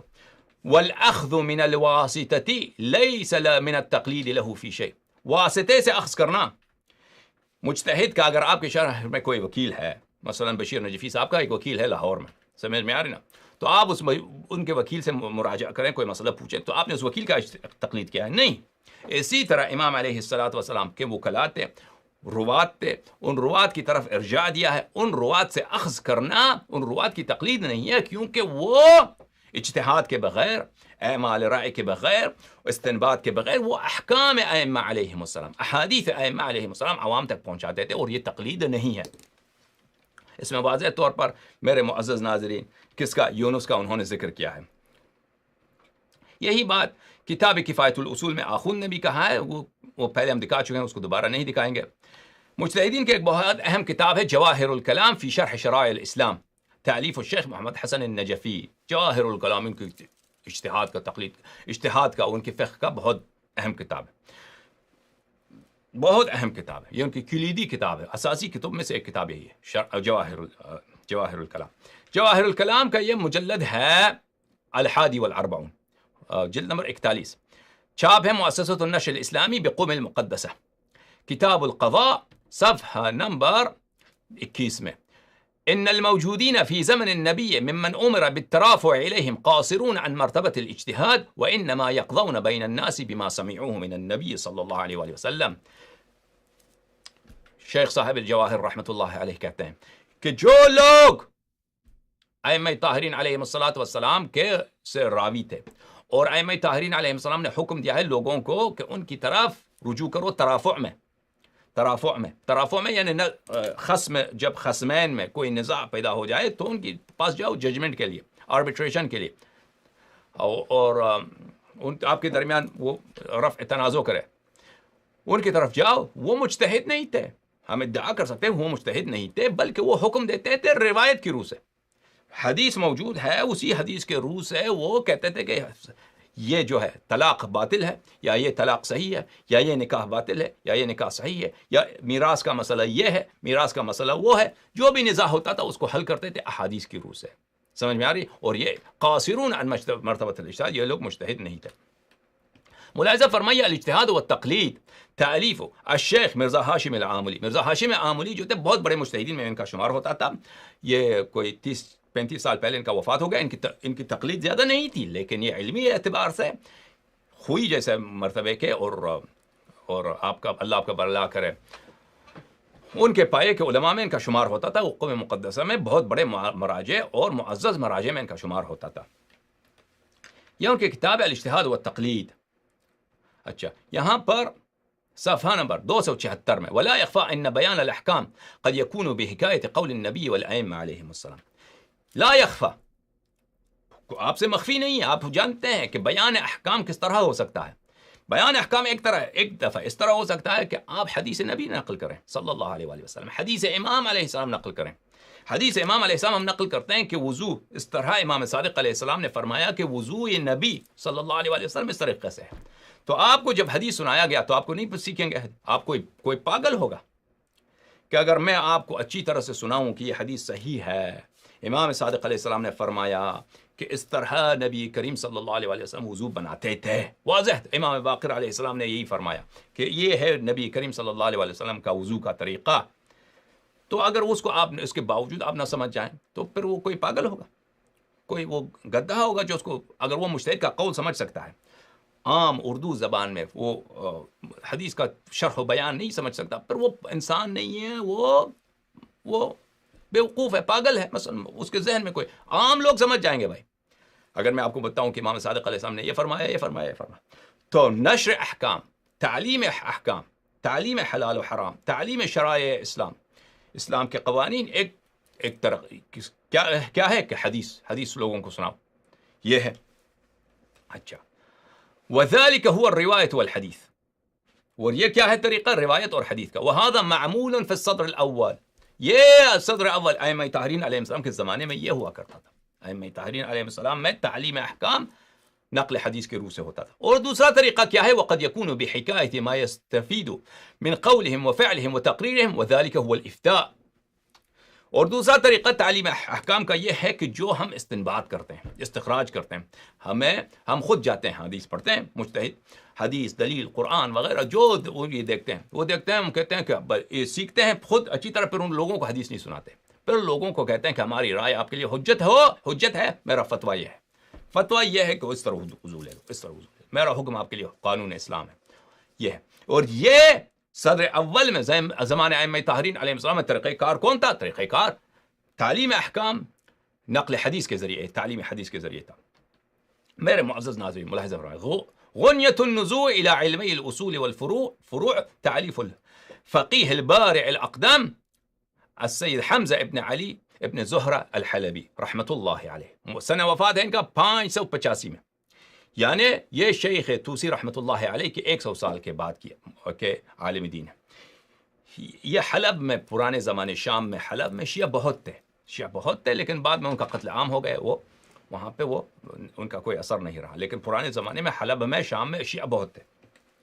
اچھا، مؤسسۃ الامام صادق علیہ السلام نے اس کتاب کو چھاپا ہے۔ اس کتاب میں ملاحظہ فرمائیے کہ یہاں پہ فصل فی عدم جواز التقلید المستفتی للمفتی، کہ تقلید جائز نہیں، تقلید جائز نہیں۔ سنہ 585 میں ان کا وفات ہے۔ یہ کیا فرماتے ہیں؟ لا يجوز للمستفتی تقلید المفتی لأن التقلید قبیح، مستفتی کو مفتی کا تقلید کرنا جائز نہیں ہے۔ سائل کو، جو شخص سے سوال کرتا ہے، مستفتی کون ہے؟ سوال کرنے والا۔ مفتی کون ہے؟ جو جواب دے رہا، اس کے قول کو آپ حجت سمجھیں یا حرام ہے، یہ جائز نہیں ہے، کیونکہ یہ تقلید قبیح ہے، یہ ایک غلط بات ہے۔ یہ اصلاً یہ اگر آپ تقلید کی حقیقت کو تصور کریں تو اس کے قبح میں کو اور اس کے برائی کو سمجھنے میں آپ کو کوئی دقت نہیں ہوگی، کیونکہ آپ ایک غیر معصوم، غیر امام کو کہ وہ جو کچھ کہتا ہے وہ صحیح ہے، دین خدا ہے، یہ غیر معصوم مولوی ہے، ٹھیک ہے، بڈھا ہے، 80 سال اس کی عمر ہے، امام معصوم نہیں ہے، احترام اپنی جگہ، سید ہے جو بھی ہے، وہ 80 سال عمر ہے اس کی، 50 سال حوزے میں رہا ہے، لیکن اس کا ہر کلام سے یہ صرف کس کے لیے؟ 14 معصومین علیہ السلام کا مقام ہے، جو بھی کہے وہ حجت ہے۔ یہ بکواس، یہ جھوٹ، یہ قبیح، یہ کفر، یہ بکواس ہے، سمجھ آ رہی؟ قبیح ہے۔ اچھا، وَلِأَنَّ، اور کس لیے؟ طائفہ مجمعۃ علی انہ لا يجوز العلم لا يجوز العمل الا بعلم، اور اس لیے کہ شیعہ طائفہ کا اجماع ہے، شیعہ طائفہ کا اجماع ہے، سب شیعوں کا یہ اعتقاد ہے۔ ان کے زمانے کی بات ہے، سنہ 585 کی بات کر رہے ہیں، وفات ان کے زمانے، اس زمانے میں شیعوں کا کیا عمل تھا؟ طائفہ حقہ کا اجماع اس مسئلے پہ کہ عمل جائز نہیں ہے مگر بعلم، عمل جائز نہیں مگر انسان، علم کس کو بولتے تھے؟ حدیث شریف کو۔ میں نے آپ کو پچھلے میرا تقریر جو کل والا تقریر ہوں دیکھ کہ علم اس کو کہتے ہیں حدیث شریف کو، کہ آپ کو حدیث شریف پہ، طائفہ مجمع ہے اس بات پہ کہ نصوص شریفہ، حدیث شریفہ پہ عمل کرنا ہے، ہم نے کلام معصومین علیہ السلام پہ عمل کرنا، شیعہ اسی کا نام ہے، اتباع اہل بیت علیہ السلام، ہر ایک کو امام بنایا، امام فلانی، امام فلانی، سمجھ میں آ رہی نا؟ ہر مجتہد امام بن چکا ہے۔ تو خوئی نے اور غیر خوئی نے کس روایت سے استدلال کیا؟ کہ یونس ابن عبد الرحمن، امام رضا علیہ السلام نے فرمایا کہ ہاں، معالم دین، دینی تعلیمات یونس ابن عبد الرحمن سے سیکھو۔ تو یہاں پہ مرحوم حلبی کا جو بیان ہے اس سے کیا رابطہ ہے؟ اس کا رابطہ یہی ہے کہ سنہ 585 جو ہے 6 صدی کا انتہا ہے اور 7ویں صدی کے ابتدا ہے، یعنی 7ویں صدی کے ابتدا تک یہ اجماع تھا شیعہ طائفے میں کہ تقلید قبیح اور حرام، اور جائز نہیں ہے کہ کسی عالم دین کے قول کا آپ حجت سمجھیں، بلکہ عمل کس کو کرنا ہے؟ حدیث شریف پر۔ تو اس سے نتیجہ یہ ہے کہ امام علیہ السلام نے جو ارجاع دیا ہے یونس کی طرف یا زرارہ کی طرف یا کسی اور کی طرف، وہ نہیں ہے کہ اس کی تقلید کرو، بلکہ اس سے سیکھ لو، اور یہ روات احادیث تھے۔ ملاحظہ فرمائی الفہرست، شیخ طوسی صاحب کی کتاب فہرست، یہاں پہ جو قم میں چھپی کتاب ہے، یہ باب یونس ابن عبد الرحمن کی زندگی ہے۔ یونس ابن عبد الرحمن مولا آل یقطین لہو کتب کثیرۃ اکثر من 30 کتاب، اس کی کتابیں بہت زیادہ ہیں، 30 کتابوں سے زیادہ کتابوں کا مؤلف ہے یونس ابن عبد الرحمن، بہت بڑا بلند پائے کا یہ عالم تھا، راوی حدیث تھا، بہت جلیل القدر۔ اخبرنا بجمیع کتبہ و روایاتہ جماعہ، کہتا ہے میرے کئی ایک اساتذہ نے، میرے کئی ایک مشائخ نے مجھے ان کتابوں کی روایت کرنے کی، جمیع ان کے تمام کتابوں کی روایت کرنے کی اجازت دی ہے۔ سمجھ میں آ رہی ہے نا؟ ان کی روایت کس کتاب کی دی جاتی ہے؟ فتووں کی کتابوں کی روایت کی جاتی ہے، فتووں کی کتابوں کی روایت کی کیا اجازت دیا جاتا ہے، اس کی اسناد ہوتی ہے؟ کوئی سند نہیں ہوتی، فتویٰ دے دو، فتوے کا کیا ہے؟ فتوے کا کیا اعتبار ہے؟ فتووں کی کتابوں کا سند نہیں ہوا کرتا میرے عزیزوں، فتووں کی کتابوں کی نقل کرنے کی اجازت نہیں ہوتی ہوا کرتی، شیخ توسی رحمۃ اللہ علیہ فرماتے ہیں کہ ان کی تمام کتابوں کی کو روایت کرنے کے لیے میری اجازت ہے. اس سے پتہ چلا کہ اس کی تمام کتابیں کیا ہیں؟ تمام حدیث کی کتابیں ہیں. تمام حدیث کی کتابیں ہیں. وہ شخص محدث تھا. آپ ایک قرینہ لے کے آئیں کہ وہ مجتہد تھا. ایسے بکواس کہ ہر ایک کو مجتہد بنا دیا تم نے. کہ امام علیہ السلام نے یونس بن عبد الرحمن کی طرف ارجاع دے کہ اسے سیکھو. اس سے نہیں بولا کہ تقلید کرو. پھر آگے جا کر کہتا ہے قال ابو جعفر ابن بابویہ سمعت ابن الولید رحمہ اللہ.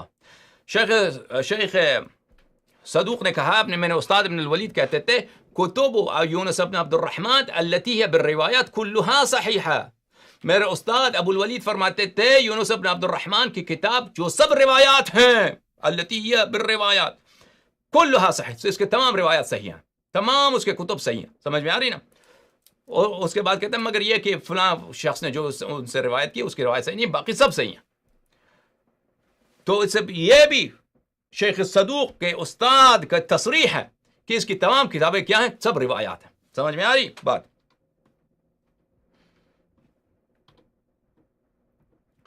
اچھا، اسی مقدار پہ اکتفا کریں یا مزید بولتے جائیں میرے بھائی عزیزو؟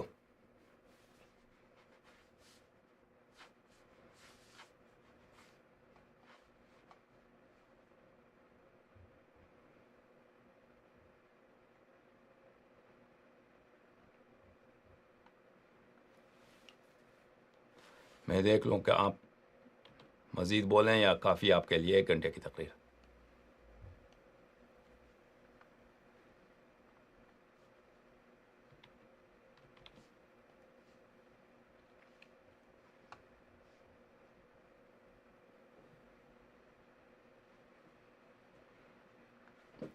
اچھا، ایک مزید لوگوں کا استدلال آپ کو دکھاتے ہیں.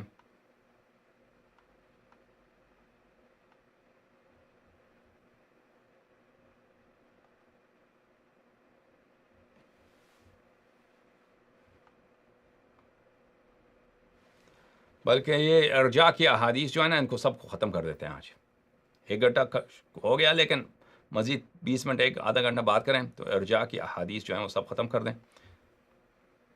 سمجھ میں آ رہی نا؟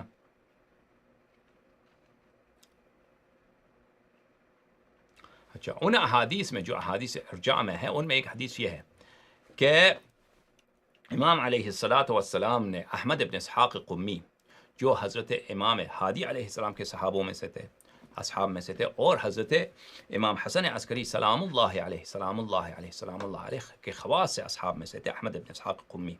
ان کو حکم دیا کہ عثمان ابن سعید عمری جن کا کنیہ ہے ابو عمرو وہ میرے وکیل ہیں. جو سفرائے اربعہ جو تھے، سفرائے اربعہ میں پہلا جو ہیں وہ عثمان ابن سعید عمری ہے. ان کی وفات کا زیادہ ہمیں علم نہیں ہے دقیق طور پر 267 ہے یا 265 ہے یا 280 کے بعد ہے، یہ ہمیں نہیں معلوم. سمجھ میں آ رہی نا؟ یہ پہلے وکیل ہیں وکلاء اربعہ میں عثمان بن سعید عمری. یہ میرے سے وہ جو ہم سے آپ کو پہنچاتا ہے وہ صحیح پہنچاتا ہے، جو ہم سے ادا کرتا ہے پہنچاتا ہے وہ صحیح پہنچاتا ہے، وہ اس کی بات سنو. سمجھ میں آ رہی نا؟ تو اس روایت کو سے استدلال کیا ہے کہ دیکھو امام عسکری علیہ السلام نے حکم دیا ہے. امام ہادی علیہ السلام سے بھی یہ روایت ہے کہ اب امام ہادی علیہ السلام نے یہ بات احمد ابن اسحاق سے بھی احمد ابن اسحاق سے قمی سے کہا ہے، اور یہی بات امام حسن عسکری علیہ السلام نے کہا ہے. تو یہ مجتہدی نظرات اس پہ جھومتے ہیں کہ دیکھو امام علیہ السلام نے تقلید کرنے کا حکم دیا ہے. اس کو پڑھیں، یہ حدیث میں کچھ طول ہے، چلو کل پڑھتے ہیں اس کو. کل پڑھتے ہیں، میں ابھی آپ کے سوالات کا جواب دوں، کیونکہ اگر اس کو پڑھیں تو مزید آدھا گھنٹہ لگے گا. اور آپ سب لوگ جو ہے نا انٹرنیٹ کے سننے والے، آپ میں لمبی ویڈیو دیکھنے کی وہ نہیں ہے، حوصلہ نہیں ہے آپ لوگ تو یوٹیوب میں 10 5 منٹ کے ویڈیوز دیکھنے آپ کو ہوتے ہیں. ہم 1 گھنٹے کی تقریر بھی کرتے ہیں تو آپ اس سے کیا ہو جاتے ہیں؟ بور ہو جاتے ہیں. کہتے ہیں مولانا نے ہمیں بور کر دیا، مولوی نے. تو ایسے آپ کو کیوں مزید بور کریں؟ تو کل اس کو ادامہ دیتے ہیں. سمجھ میں آ رہی نا؟ وہ نواب اربعہ والی حدیث. اچھا، حوالے میں ابھی عیاش کے ثقہ ہیں، کتاب سلیم کی تو کی ثابت ہے. کیوں نہیں ثابت بھائی؟ کیوں نہیں ثابت؟ اچھا، سوال کیا ہو، مزید کیا سوال ہے؟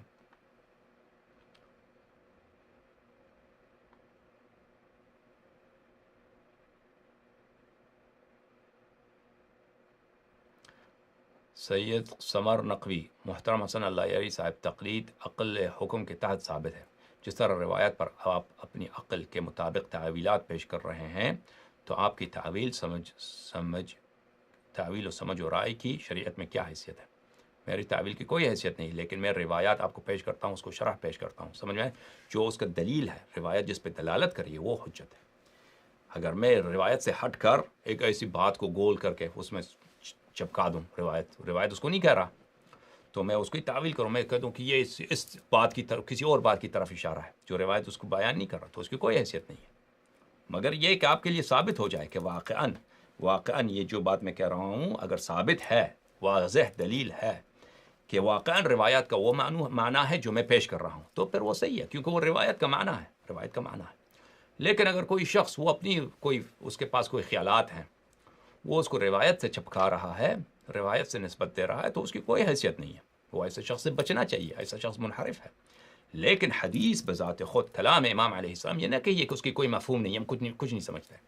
یہ ایک بکواس ہے، یہ ایک بطلان ہے. امام علیہ السلام نے فرمایا ہے کہ مثلا فلان یونس بن عبد الرحمن ثقتی، یا فرمایا کہ مثلا زکریا بن آدم مأمون علی الدین والدنیا، زکریا بن آدم دین میں بھی دنیا کے معاملات میں سب میں امین ہے، امانت دار شخص ہے، اس سے آپ ہمیشہ امن میں رہیں گے، سالم آدمی ہے، صحیح آدمی ہے. تو آپ کہیں کہ اس کو ہم نہیں سمجھتے، یہ میرے خیالات نہیں ہیں. یہ جملہ میں نے آپ کو عرض کیا، یہ میرے خیالات نہیں ہیں، یہ میری رائے، یہ نص حدیث ہے، نص روایت ہے. اگر میں کوئی آپ کو خیالات پہ اپنا پیش کروں، اس کی کوئی حیثیت نہیں ہے. حیثیت، بات ہماری سب یہی ہے کہ اصل کیا ہے، حدیث ہے اہل بیت علیہ السلام. اچھا، آگے جا کر سید سمر صاحب فرماتے ہیں اگر کسی مجتہد کی طرف رجوع کرنا جائز نہیں کہ بقول، اور آپ کہہ رہے ہیں کہ عقل سے ثابت ہے، عقل کی روح سے، یہی تو ہم کہہ رہے ہیں کہ عقل کی روح سے ثابت نہیں ہے. ہم 8 تقاریر کر چکے ہیں جناب سید سمر نقوی صاحب کہ عقل کی روح سے، یہ ایک بکواس، ایک جھوٹ مجتہدین نے پھیلا دیا ہے کہ عقل کی روح سے تقلید ثابت ہے. عقل کی روح سے تقلید قبیح ہے، باطل ہے، اور وہ بالبداہہ قبیح ہے. کیونکہ آپ کہتے ہیں ایک شخص جو غیر معصوم ہے، معصوم نہیں ہے، اس کا ہر کلام صحیح ہے. یہ آپ ایک ہندو کو بتائیں، وہ آپ پہ ہنسے گا. یہ بکواس کیا کر رہے ہو کہ اس کا ہر کلام صحیح ہے، اس کا ہر کلام حکم اللہ ہے. یہ کہاں عقل کی روح سے؟ عقل کہاں یہ کہتی ہے؟ معصوم ہو تو بالکل صحیح، معصوم ہے. نبی کریم صلی اللہ علیہ وسلم، خدا نے ان کو معصوم بنایا. ما آتاکم الرسول فخذوه وما نهاکم عنہ فانتہوا. جس کا حکم رسول صلی اللہ علیہ وسلم دے، جو بھی حکم دے اس کی اتباع کرو، اور جس چیز سے منع کرے، جو بھی منع کرے اس سے باز آ جاؤ. یہ بات درست ہے، جو بھی حکم دے وہ صحیح ہے. امام علیہ السلام فرمائے کوئی چیز، وہ جو فرمائے، جو غیر امام ہے، غیر معصوم ہے، وہ کیوں اس کی ہر بات صحیح ہو؟ صرف وہ کلام جو موافق کلام اہل بیت علیہ السلام صحیح ہے. تو عقل کی روح سے یہ بات واضح ہے. عقل کی روح سے تقلید کا بطلان، تقلید کا قبح، تقلید کی گمراہی واضح اور روشن ہے. آپ کے پاس اگر تقلید کی کوئی دلیل ہے جو مثلا خوئی نے بیان نہیں کیا ہے، سیستانی نے بیان نہیں کیا ہے، آخوند خراسانی نے بیان نہیں کیا، شیخ مرتضی انصاری نے بیان نہیں کیا، وہ آپ کے پاس کوئی بھی نہیں ہے. وہ اگر ہے تو آپ بتائیے. اچھا، آگے جا کے سید سمر صاحب فرماتے ہیں اگر کسی مجتہد کی طرف رجوع کرنا جائز نہیں، کیونکہ بقول غیر مقلدین مجتہد اپنی رائے سے فتویٰ دیتا ہے، حالانکہ مجتہد قرآن و حدیث کے مسائل سے شریعت کا استخراج کرتا ہے اور اس پر اپنی رائے پیش کرتا ہے کہ میں قرآن حدیث سے یہ سمجھا ہوں، تو اس پر اعتراض کیوں؟ اگر وہ یہ بات یہی ہے کہ قرآن و حدیث حجت ہے، قرآن و حدیث حجت ہے، دوسروں کی سمجھ ہمارے لیے حجت نہیں ہے، دوسروں کی سمجھ ہمارے لیے حجت نہیں.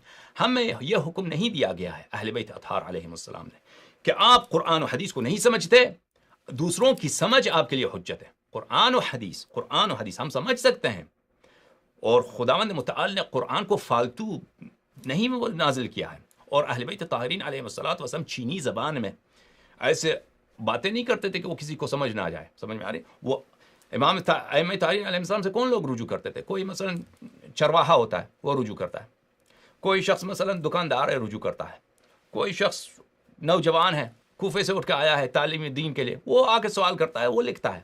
روات احادیث ائمہ طاہرین علیہ نحن معاشر الانبیاء نکلم الناس على قدر عقولهم. ہم انبیاء اور حجج الہی لوگوں کے عقل کے مطابق، نہ کہ اپنے عقل کے مطابق بات کر. اگر رسول اللہ صلی اللہ علیہ وآلہ امیر المؤمنین علیہ السلام اپنے علم کے مطابق، اپنے عقل کے مطابق بات کرتے تو کسی کو سمجھ نہیں آتی کہ وہ کیا کہہ رہے ہیں. لیکن وہ انہوں نے خطاب کیا، اسی لیے خطاب کس لیے ہوتا ہے کہ لوگ سمجھ آ جائیں. سمجھ آ رہی؟ خطاب اس لیے نہیں ہوتا خدا ایسے نبی کو بھیجے صلی اللہ علیہ وآلہ وسلم، ایسے پیغمبر کو بھیجے وہ ایسی بات کرے کسی کو سمجھ نہ آ جائے. بعض لوگوں کو وہ تو ظلم ہے لوگوں کے ساتھ. تو بات یہی ہے کہ ایک شخص آ کے کہتا ہے کہ مجتہد کا کیا مقام کیا ہے، مرجع کا. آپ عامی حدیث نہیں سمجھ سکتے، میں سمجھتا ہوں اس لیے میرا کلام آپ کے لیے حجت. یہ نہیں ہے. اہل بیت علیہ السلام نے اس کا حکم نہیں دیا، اس کا بیان نہیں.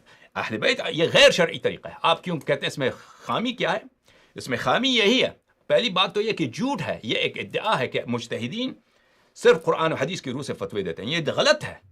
مجتہدین قرآن و حدیث کی روح سے فتوے دیتے ہیں بہت سارے مقامات پر، اور یہ ان کی، جیسے ابو حنیفہ بھی قرآن و حدیث کی روح سے بہت سارے مقامات پر فتویٰ دیتا تھا، لیکن وہ بہت سارے مقامات پر اپنے خیالات، اپنی جیب سے، اپنے افکار سے وہ حکم بناتے ہیں، کہتے ہیں یہ واجب ہے، حرام ہے. مجتہدین جی ہاں، لیکن ہم فرض کرتے ہیں، آپ کی بات مان لیا کہ مجتہدین صرف قرآن و حدیث کی روح سے، مان لیا، یہ تسلیم کر دیا مقدمہ آپ کا کہ مقدمہ باطل ہے، لیکن مان لیا کہ صرف وہ قرآن و حدیث کی روح سے حکم بناتے ہیں.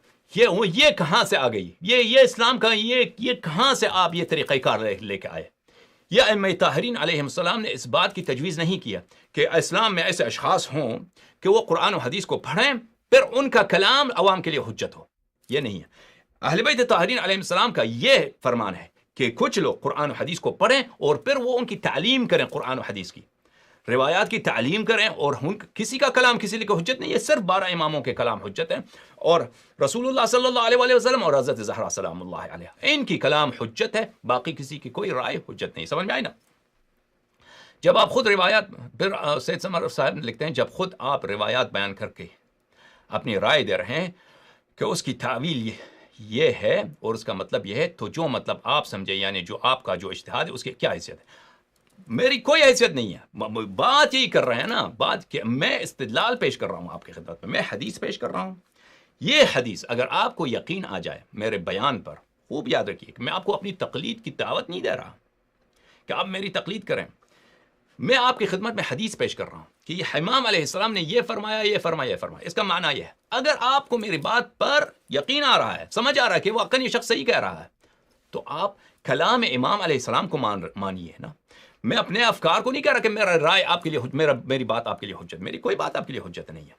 جو ہی آپ کو شک ہو جائے، آپ کو اطمینان نہ آئے میرے کلام پر کہ یہ شخص جس حدیث کا یہ بیان کر رہا ہے یہ صحیح بیان نہیں کر رہا، اس کا علم کم ہے، اس کا فہم درست نہیں، اس کی سمجھ درست نہیں ہے، کوئی حجیت نہیں. آپ کے لیے غلط ہے. آپ کو اگر شک ہے میری کلام پر، آپ اس کو مان لیں.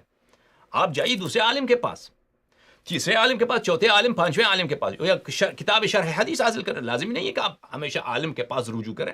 اگر آپ کے پاس اچھے کتاب ہیں شروع کے، مثلا اردو میں حدیث کے اچھے ترجمہ کیا ہے، اچھا اس کو شرح دی ہے، آپ کو اطمینان ہے. اصل بات یہ ہے کہ ہم نے اتباع کرنی ہے اہل بیت علیہ السلام، اور ان کا کلام حجت ہے. نہ میرا کلام حجت ہے، نہ میری تعویل حجت ہے، نہ میری تفسیر حجت ہے، نہ کسی اور کی. صرف کلام اہل بیت علیہ السلام حجت ہے. اگر آپ کسی شخص کے بیان سے آپ کو اطمینان ہو رہا ہے، جیسے آپ کسی مجتہد کے فتوے کو آپ نہیں جاتے احکام کے مسائل سیکھنے. آپ جب احکام کے مسائل سیکھتے ہیں، مثلا آپ گئے کسی کے درس میں، ٹھیک ہے نا، کراچی میں ایک شخص فرض کریں درس دے رہا ہے احکام کا، وہ مجتہد کا توضیح المسائل کھولتا ہے اور اس کی روح سے کہتا ہے کہ یہ احتیاط واجب یہ ہے، فتویٰ یہ ہے، فرض یہ ہے، وہ بتاتا ہے مختلف چیزوں. کیا آپ اس شخص کی آپ اتباع کر رہے ہیں جو آپ کو سمجھا رہا ہے؟ ہاں، فتویٰ آپ کو سمجھا رہا ہے، کیا اس کی رائے آپ کے لیے حجت ہے؟ آپ نہیں، آپ یہی کہتے ہیں کہ میں اس شخص کی تقلید نہیں کرتا. یہ شخص مجھے میرے مرجع کا فتاویٰ سنا رہا ہے اور سمجھا رہا ہے، میں اس کی تقلید نہیں کر رہا. اس کی جو فکر ہے، اس کی اپنی جو ذاتی رائے ہے، کوئی اس کی حیثیت نہیں ہے. میں اس وقت تک اس کی بات کو مانتا ہوں کہ یہ مولوی مجھے احکام سنا رہا ہے کہ جب تک مجھے اطمینان ہے کہ وہ مرجع کا کلام مجھے صحیح پہنچا رہا ہے. جو ہی مجھے شک ہو گیا کہ یہ اس مسئلے کو یہ بتا رہے، اس مولوی کو خود سمجھ نہیں آئی، اس مولوی کو خود نہیں سمجھ آئی، میں تو جاتا ہوں دوسرے مولانا کے پاس. میں اس دوسرے مولوی جو ہیں وہ ہمارے محلے میں ہیں، اس سے پوچھتا ہوں کہ یہ مثلا مرجع نے یہ لکھا ہے، کیا اس کا یہی معنی ہے؟ تو اس کے پاس جاتا ہوں، اس نے جو اگر اس کے بات پہ اطمینان آ گیا، اس نے اسی کی بات کی تائید کی یا کوئی اور اس نے بات کہہ دیا جس پہ اطمینان آ جائے تو اس کو قبول کرتا ہوں. اطمینان نہیں آیا تو تیسرے کے پاس جاتا ہوں. سمجھ میں آئی نا؟ تو یہ جو ہم بتا رہے ہیں، ہم کوئی حدیث آپ کو نقل کر رہے ہیں وہ ایک سمجھانے کے طور پر، نہ یہ کہ ہم کہتے ہیں کہ ہماری بات آپ کے لیے حجت ہے. ہماری بات کی کوئی حجت نہیں ہے. ہماری بات اگر آپ کو اطمینان آ جائے کہ یہ بات کلام معصومین علیہ السلام کے موافق ہے تو اب صحیح ہے ہماری بات، وہ کیونکہ ہماری کلام نہیں ہے، اہل بیت علیہ السلام کی کلام ہے. اور خدا نے آپ کو عقل دیا ہے، خدا نے ہر انسان کو یہ عقل دیا ہے کہ بات اس کے سامنے پیش کیا جائے، دلیل اس کے سامنے پیش کیا جائے. وہ عقل یہ جج کر سکتا ہے، عقل یہ قضاوت کر سکتا ہے، فیصلہ کر سکتا ہے کہ یہ دلیل صحیح ہے یا غلط ہے.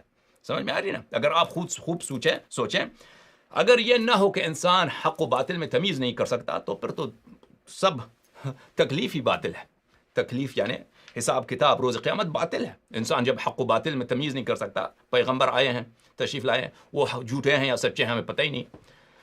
ہم عقل کے ذریعے ہم سمجھ سکتے ہیں کہ خدا حق ہے، قرآن حق ہے، پیغمبر خدا صلی اللہ علیہ وآلہ وسلم سچے پیغمبر ہیں، امیر المؤمنین علیہ السلام واقعاً وہ جانشین پیغمبر صلی اللہ علیہ وآلہ وسلم. یہ کس طرح سمجھ سکتے ہیں؟ عقل کی روح سے. اسی طرح جب ایک شخص آپ سے بات کر رہا ہے، ایک حدیث آپ کو سمجھا رہا ہے، تو وہ یہی بات ہے کہ آپ جس طرح ایک مجتہد کے فتوے کو ایک شخص آپ کے لیے نقل کر رہا ہے، اس کی رائے کی اپنی کوئی حیثیت نہیں ہے.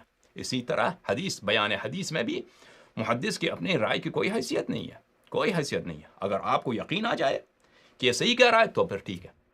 اگر اس کی بات پہ شک ہے تو آپ کے لیے حرام ہے، غلط ہے. آپ ایک بات آپ کو شک ہے کہ یہ واقعاً کلام اہل بیت علیہ السلام کے موافق ہے یا نہیں ہے، آپ کہہ دیں کہ یہ موافق ہے. اسی لیے تو ہم کہتے ہیں کہ تقلید باطل ہے. اسی لیے ہم کہتے ہیں تقلید باطل ہے. بیوقوفو، سید سمر نقوی صاحب، آپ کی عقل کہاں ہے؟ اچھا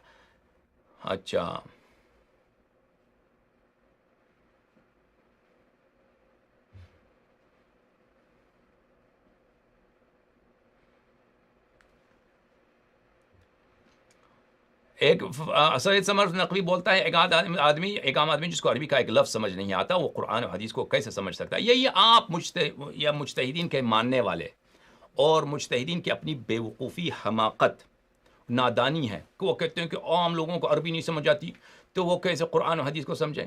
اور بھائی مرجے کا تو رسالہ بھی جو اردو میں تو نہیں ہوتا نا. آپ توضیح المسائل، آپ مرجے کا اتباع کرتے ہیں، وہ کیا اپنے مادری زبان میں آپ سے بات کرتا ہے، پنجابی میں آپ سے بات کرتا ہے یا سرائکی میں آپ کو مسائل سمجھاتا ہے. مرجع سیستانی یا وحید خراسانی آپ کو سرائکی زبان میں، اردو زبان میں یا پنجابی، بلوچی، سندھی میں سمجھاتا ہے. تو اس کے مسائل پہ کیوں یہ مسئلہ آپ نہیں اٹھاتے کہ ہم کیسے اس مرجع کی تقلید کریں؟ اس کے فتوے تو سب عربی میں ہیں، اس کے فتوے سب تو عربی میں ہیں. ہاں، وہ ہم کیسے اس کو قبول کریں؟ اس کا فتوے سب عربی میں. تو آپ اس کی اتباع کیسے کرتے ہیں؟ تو وہ عربی فتوے کو اردو میں لوگ ترجمہ کرتے ہیں آپ کے لیے، پھر اس کو نہ صرف ترجمہ کرتے ہیں، اس کو آگے کلاس بھی رکھتے ہیں، آپ کو سمجھاتے ہیں کہ یہ کرنا ہے، یہ کرنا ہے، یہ کرنا ہے. سمجھ میں آ رہی ہے نا؟ احکام کی ٹیپیں ہوتی ہیں، احکام کے وہ ویب سائٹس ہیں، ویڈیوز ہیں، مولوی اس کو سمجھاتے ہیں، سوالات کا جواب دیتے ہیں. تو اس طرح پھر آپ کو یقین آ جاتا ہے کہ گرچہ میں عربی نہیں جانتا اور مثلا فلاں مرجع کی کتاب وہ عربی زبان میں ہے، لیکن میں اس رسالے پہ عمل کر رہا ہوں کیونکہ مجھے اطمینان ہے کہ یہ رسالے میں جو اردو میں زبان میں لکھی گئی ہے یہ صحیح لکھا گیا، صحیح ترجمہ ہے. سمجھ میں آ رہی نا؟ اسی طرح مجھے عربی زبان نہیں آتا، لیکن میں حدیث غدیر جب سنتا ہوں کہ رسول اللہ صلی اللہ علیہ وآلہ وسلم دست مبارک امیر المؤمنین علیہ السلام کو بلند اٹھا کر کہہ دیا جس کا میں مولا و آقا ہوں، امیر المؤمنین علیہ السلام اس کے مولا و آقا ہیں.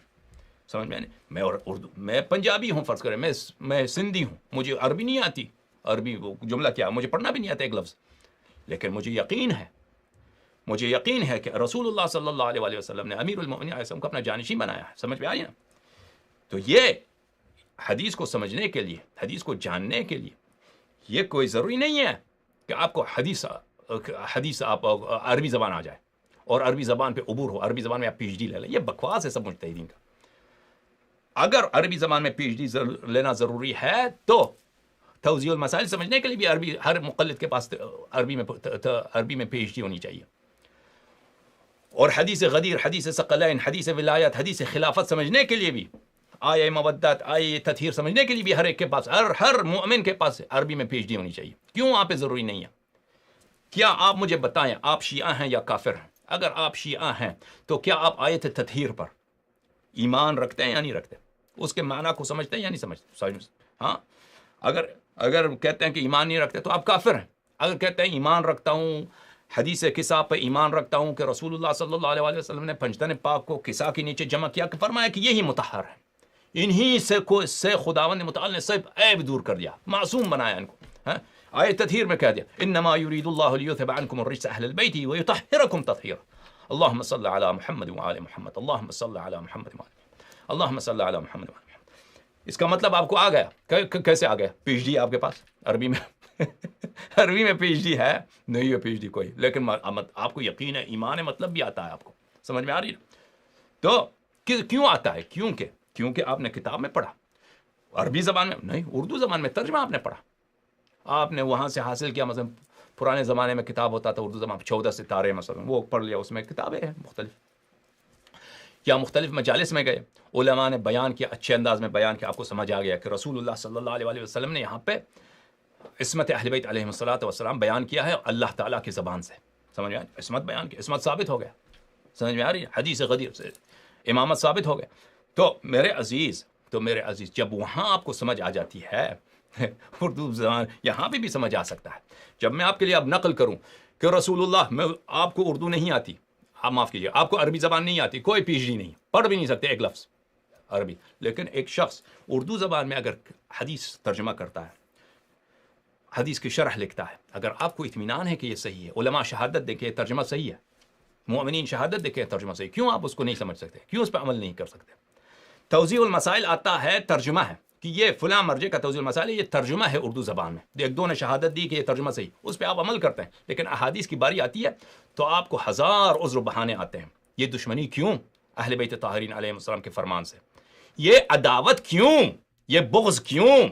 عمر کے طریق کے ماننے والے کے راہ پر چلنے کا کیوں آپ لوگوں نے اپنایا ہوا ہے کہ اہل بیت علیہ السلام کہ کوئی بھی بہانہ نکال کے لے کے آئیں کہ اہل بیت علیہ السلام کی اتباع نہ کریں؟ اہل بیت علیہ السلام کے سامنے جیسے غاصبین فدق نے چار خلیفے ایک سو کچھ خلیفے بنائے، بنی عباس بنی امیہ کے، آپ لوگوں نے ہزاروں کے تعداد میں مرجع بنائے، خلیفہ امام بنائے. کیا ہم اہل بیت علیہ السلام کے کلام کو عمل نہیں کریں گے؟ ان کو پتہ نہیں ہوتا، ان میں سچ جھوٹ معنی کسی کو نہیں آتا، ان میں اتنا تعارض ہوتا ہے. ہاں، اور ہم مجتہدین کے کلام کو اپنے لیے حجت سمجھتے ہیں. یہ سب بکواس ہے. سمجھ میں آ رہی نا؟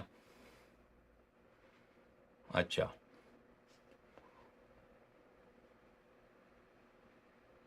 اطمینان یا شک کا فیصلہ انسان کیسے کر سکتا ہے جبکہ وہ خود غیر عالم ہے، علوم سے واقف نہیں ہے؟ جیسے وہ انسان، خدا نے اللہ کو عقل دیا ہے نا، آپ عقل کی روح سے آپ کو پتہ چل جاتا ہے خدا ایک ہے، پیغمبر واقعا حق ہے. آپ پیغمبر کو نہیں دیکھا، آپ جانتے ہیں کہ پیغمبر حق ہے، ایمان ہے، تصدیق کرتے ہیں یا تصدیق نہیں کرتے؟ کیوں؟ خدا نے عقل دیا ہے آپ کو.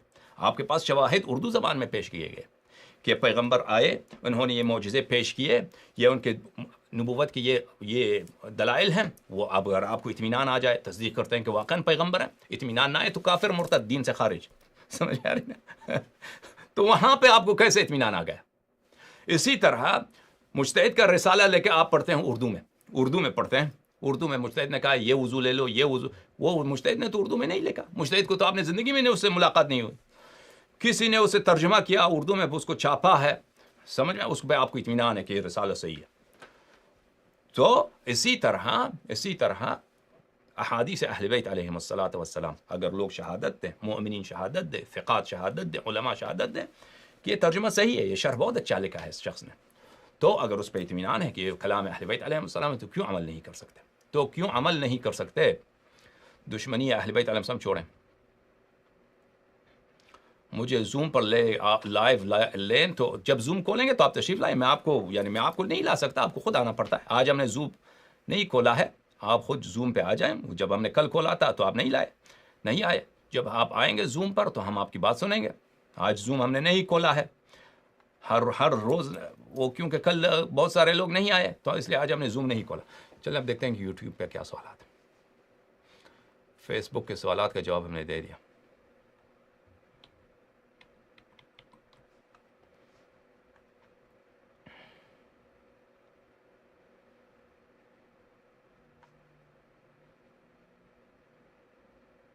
قبلہ میں آپ کو ایک تفصیلی انٹرویو کرنا چاہتا ہوں جو اردو بولنے والے مومنین کے لیے نہایت فائدہ مند ہو سکے. آپ ہیں کون؟ اپنے انسان خود تعریف معرفی کر دیں کہ آپ ہیں کون. قبلہ ایک نقطہ کلیئر کر دیں کہ اگر اس زمانے میں علم کا مطلب حدیث اور کلام ہے، آل رسول علیہ السلام تھا، تو یہ حدیث کا کیا مطلب بنا؟ علم حاصل کرو چاہے تم کو چین ہی کیوں نہ جانا پڑے. یہ چین جانا پڑے یا نہ پڑے، یہ حدیث ظاہراً ثابت نہیں ہے. اطلب العلم ولو بالصین ولو بالصین ولو بالصین. لیکن یہ اس کا مطلب یہ نہیں ہے کہ تمہیں چین جانا ہوگا. اور چین جانے کے بعد اگر یہ ہو بھی نا تو اس کا مطلب یہ اس کے لیے جان بھی دینا پڑے، اس کے لیے بہت محنت کرنا پڑے، اس کے لیے بہت محنت کرنا پڑے. تم کلام اہل بیت علیہ السلام، حدیث اہل بیت علیہ السلام جمع کرو، اس کو سیکھو، تاکہ اگرچہ اس کے لیے تمہیں بہت زیادہ محنت کرنا پڑے. عام طور پر اس زمانے میں سفر کرنا پڑتا تھا. کوفے میں اکثر شیعہ ہوتے تھے یا قم میں ہوتے تھے، وہ مدینہ آ کے حدیث حاصل کرتے تھے. سمجھ میں آ رہی نا؟ سفر کرنا پڑتا تھا امام کے پاس سلام اللہ علیہ، یا قم والے آتے تھے کوفہ والوں کے پاس، بغداد والوں کے پاس حدیث حاصل کرنے کے لیے. تو اگر یہ حدیث ایسا بھی ہو تو اس کا مطلب یہ ہے، سمجھ میں آ رہی نا، کہ حدیث مقصود چین نہیں ہے. یہ مجاز بہت ہوتا ہے. سمجھ میں آ رہی نا؟ تو شاہی ہے بصیرہ کر پہاڑوں کے چٹانوں پر یہ اس طرح ہے. یہ مثلا یہ کہ تم یہ کام کرو چاہے تم اس طریق میں مر بھی جاؤ. اس کا مطلب یہ نہیں کہ تم مر جاؤ، اس کے لیے تمہیں بہت محنت کرنا پڑے، قربانی بھی دینا پڑے تو کر لو. سمجھ میں آ رہی نا؟ تو اس کا مطلب یہ. لیکن یہ کوئی حدیث ہمیں نہیں لگ رہا یہ اطلب العلم ولو بالصین، یہ شاید مخالفین کے طریق سے ہے. مخالفین کے طریق سے جو مجھے یاد پڑتا ہے ان کے ہاں بھی یہ حدیث صحیح نہیں ہے، معتبر نہیں ہے. سمجھ میں آ رہی نا؟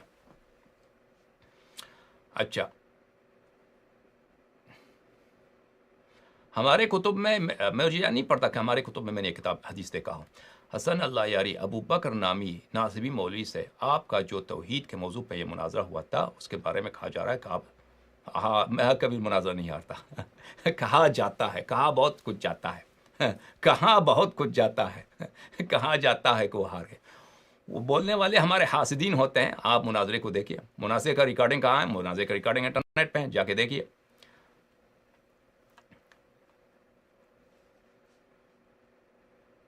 اچھا،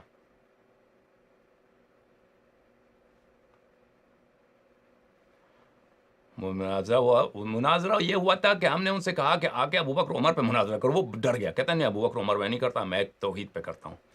تو توحید وہی وہابی والی توحید کہ مثلا ائمہ اطہار علیہ السلام سے استمداد کرنا، مدد طلب کرنا، یہ شرک ہے. تو اس موضوع پہ ہوئی تھی، وہ بہت سال پہلے کی بات ہے. اور وہ شخص بری طرح ہار گیا تھا. اس کے بعد اگلے رات اسے 2 دن مزید، اس سے ہم نے وعدہ کیا تھا کہ ہم مزید مناظرہ کریں گے. اس کے بعد ہم نے اس سے بہت دفعہ فون کیا، پھر اس نے فون کا جواب نہیں دیا، ہمیں گالی دے کے اس نے فون کاٹ دیا.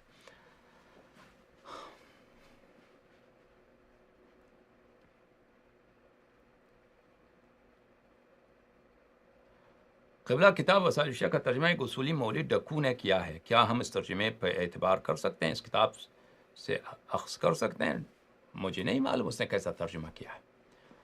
یہ ان لوگوں کو عام طور پر مجتہدین حضرات، ڈکو صاحب جو ہیں وہ مجتہدین میں سے ہیں، ان کو حدیث نہیں سمجھ آتی. یہ حدیث کے دشمن ہوتے ہیں. حقیقت میں دیکھیں یہ دین کے دشمن ہوتے ہیں. مجتہدین حضرات ان کو خود نہیں پتہ ہوتا. یعنی ڈکو سے آپ پوچھیں وہ نہیں کہیں گے کہ میں اہل بیت علیہ السلام کا دشمن ہوں، نعوذ باللہ. یعنی ان کا طریقہ کار یہ ہے کہ اہل بیت علیہ السلام کی مذہب کی وہ نتیجہ کار یہ ہوتا ہے کہ مذہب کی تضعیف، مذہب کی کمزوری ہو جاتی ہے ان کے کاموں سے. ان کا طریقہ کار اتخاذ کریں تو دین میں انحراف کا سبب ہوتا ہے. سمجھ میں آ رہی نا؟ ہم نہیں کہتے کہ یہ ان کو بغض ہے، یہ مثلا سیستانی یا خوئی کو اہل بیت علیہ السلام سے بغض ہے. نہیں، اس طرح بغض نہیں ہے. وہ شاید محبت بھی رکھتے ہیں، عقیدت بھی رکھتے ہیں. ان کے عقیدے میں کچھ بات ہے، عقیدہ ان کا اتنا صاف نہیں ہوتا مجتہدین کا، یہ یاد رکھیے. آپ سمجھتے ہیں کہ وہ قم میں یا نجف میں ہیں تو ان کا عقیدہ بڑے مولائی لوگ ہیں، اس طرح نہیں ہوتا. اکثر یہ وہابی جیسا عقیدہ ہوتا ہے ان لوگوں کا. لیکن وہ عقیدہ صحیح بھی ہو، ان کا جو طریقہ کار ہے یہ اہل بیت علیہ السلام کے طریقے سے منحرف طریقہ کار ہے. اور ان کا جو طریقہ کار ہے اس کا نتیجہ دین کی کمزوری، مذہب کی کمزوری اور اہل بیت علیہ السلام سے دوری ہاتھ میں آتا ہے. اور ان کا ترجمہ غیر قابل اعتبار ہے ہمارے نزدیک. ہم نے ترجمہ اس کا نہیں دیکھا، شاید اس نے صحیح ترجمہ کیا ہے، لیکن ایک مجتہد کے ناطے ہم کہتے ہیں کہ یہ لوگ حدیث کے دشمن ہیں. حدیث یہ لوگ سمجھ ہی نہیں سکتے. حدیث کی زبان اور ہے، فقہ کی زبان اور ہے، علماء کی زبان اور ہے. ان کا ذہن کا انس، ان کی ذہن کی آشنائی علماء کے کلام سے ہوتا ہے. اس لیے یہ حدیث کو سمجھنے سے بہت قاصر رہتے ہیں. حدیث کے عجیب و غریب معنی لے کے آتے ہیں جو فن حدیث سے بہت دور ہوتا ہے، معنی حدیث سے بہت دور ہوتا ہے. مثلا یہی خوئی یا خوئی کا استاد، یہ احادیث کا ایسے عجیب و غریب معانی لے کے آتے ہیں. یا خمینی، یہ تعجب ہوتا ہے انسان کو، یہ کتنے جاہل ہیں. سمجھ میں آ رہی نا؟ یہ مجتہد ان کا دبدبہ بہت زیادہ ہے، ادعا شان، دنیاوی شان بہت زیادہ ہے مجتہدین کا، کہ استاد الفقہاء والمجتہدین، کہ یہ مجتہد اعظم، یہ مرجع اعلیٰ، یہ آیت اللہ العظمیٰ. لیکن یہ ایسے جو ان حدیث اور اہل بیت علیہ السلام کے مقاصد کو سمجھنے میں ان کو اتنے بیوقوف، اتنے ضعیف، اتنے کمزور ہوتے ہیں کہ انسان کو تعجب ہوتا ہے. سمجھ میں آ رہی نا؟ اور یہ بات ہم علم کی روح سے کہتے ہیں، ہم ان کے کلام کو دیکھ کر کہتے ہیں، ان کے کتب کو پڑھ کر کہتے ہیں، نہ کہ یہ کہ ہم جہالت کی روح سے. جب ہم ان کے استدلال، ابھی مثلا ہمارے استدلالات کو دیکھیے، جو ہم نے خوئی کے استدلالات کو آپ کے سامنے پیش کیا، کہ یہ حدیث، جس حدیث کا کوئی تقلید سے کوئی واسطہ ہی نہیں ہے، اس کو یہ پیش کرتا ہے تقلید کے دلیل کے طور پر، کیونکہ سمجھ نہیں آتا ان لوگوں کو یہ انہوں نے اپنی عمر فہم دین میں نہیں لگایا ہے. یہ بات آپ کو شاید بری عجیب لگے کہ یہ حوزے میں 50 سال پڑھے ہیں، اور 50 سال پڑھے ہیں یہ اور چیز پڑھتے ہیں. یہ لوگ یہ کلام اہل بیت علیہ السلام بہت کم پڑھتے ہیں بہت کم.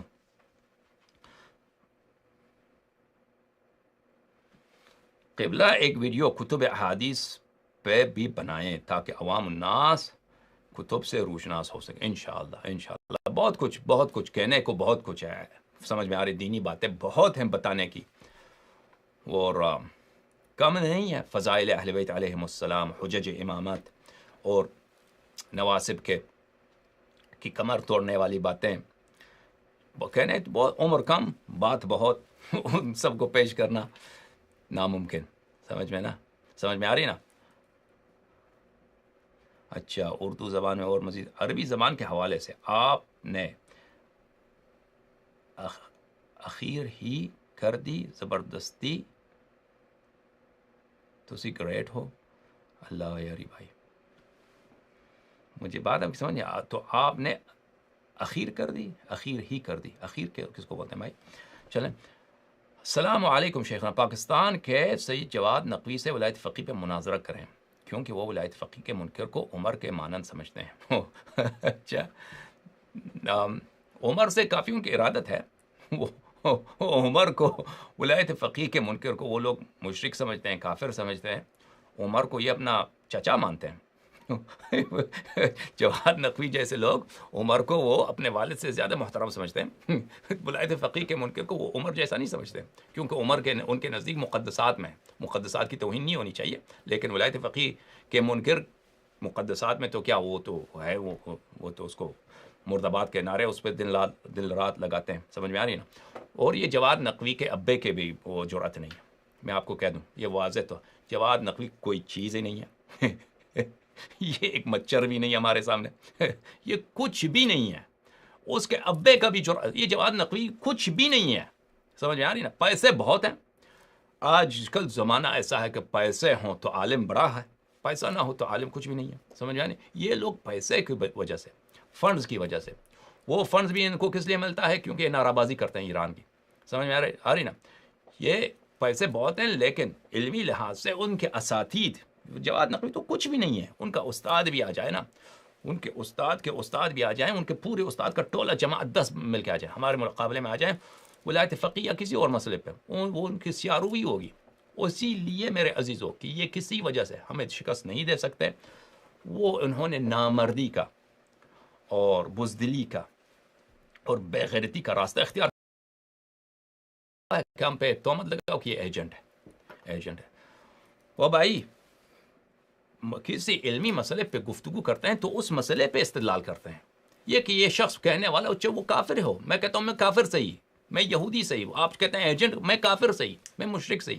آئے کہ اس مسئلے پہ گفتگو کرو، اس مسئلے پہ ولایت فقیہ یا تقلید یا وغیرہ کہ دلائل کیا ہیں ان پہ گفتگو کرو. سمجھ میں آ رہی؟ تو یہ لوگ اپنا امتحان دے چکے ہیں. ان سے بڑے جو ہیں وہ ایران میں منہ کا نہیں ہے. سمجھ میں آ رہی نا؟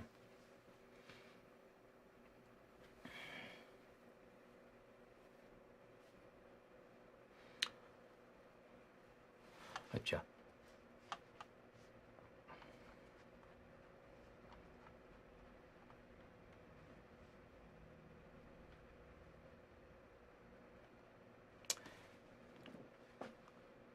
یہ آغا فرما رہے ہیں کہ بچے گانا باتیں نہ کریں آقا، عقائد اور احکام میں تفریق رکھیں. تقلید احکام میں یہ ہے کہ نہ عقائد میں آپ عقائد کی مثال دے رہے ہیں. نہیں سمجھ تو بات یہ دے رہے ہیں کہ عقائد میں جو احادیث ہیں مجتہدین حضرات کہہ رہے ہیں کہ عقائد میں تقلید نہ کریں. ٹھیک ہے نا؟ عقائد میں تقلید نہیں کرتے تو دلیل سے سمجھنا ہوگا.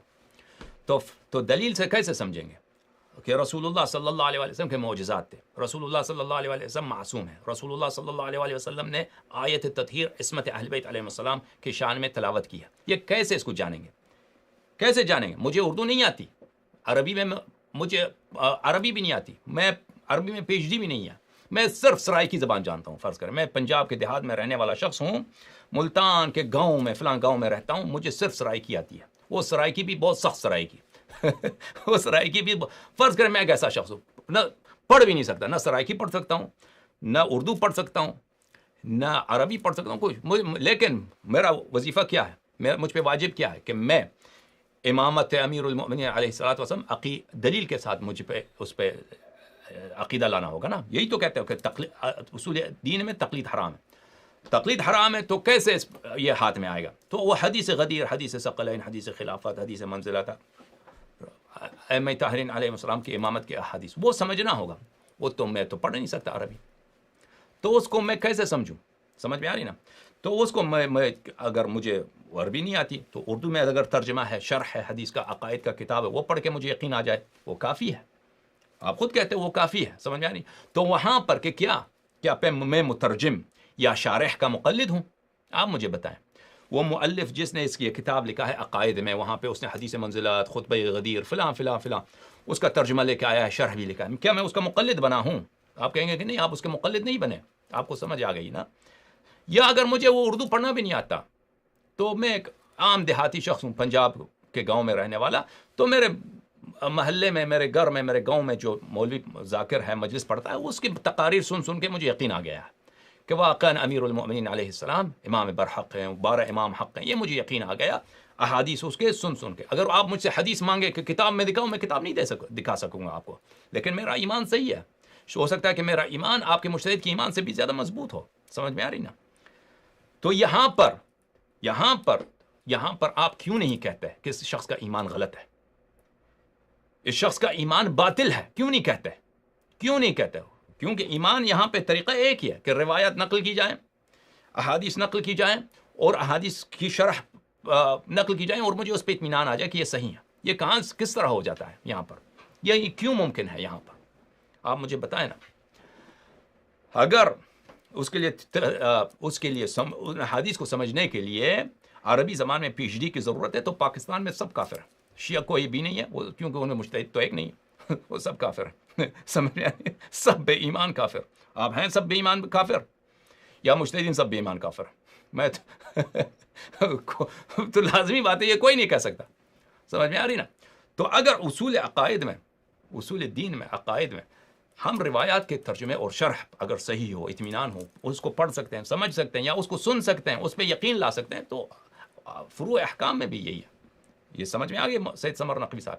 جدال نہ کریں، اپنے آپ کو آپ مسخرہ نہ بنائیں. اور دوسری بات یہ ہے کہ اسی طرح مجتہد کے فتوے اسی طرح ہوتے ہیں. مجتہد کے فتوے پہ آپ کیسے عمل کر سکتے ہیں؟ وہ میں نے توضیح دیا، اس کی زیادہ ترجمہ زیادہ اس کا تکرار کرنے کی ضرورت نہیں ہے. ایک عام آدمی کسی کے ترجمے پر عمل کر کے غیر مقلد بن کے احکام دین پہ عمل کر سکتا ہے. یعنی وہ مترجم کی سمجھ پر عمل کر کے، مثلا جو مترجم نے حدیث سے جو سمجھا ہے وہ ترجمہ کیا ہے تو اس پر عمل کرنا درست. باقی جو احکام کے تمام فنون کو سمجھنے کے بعد کوئی حکم امام بتلائے وہ ناجائز. العجب. نہیں، آپ بات غلط سمجھ رہے ہیں نا. ہم مترجم کی تقلید نہیں کرتے ہیں، آپ مرجع کی تقلید کرتے ہیں.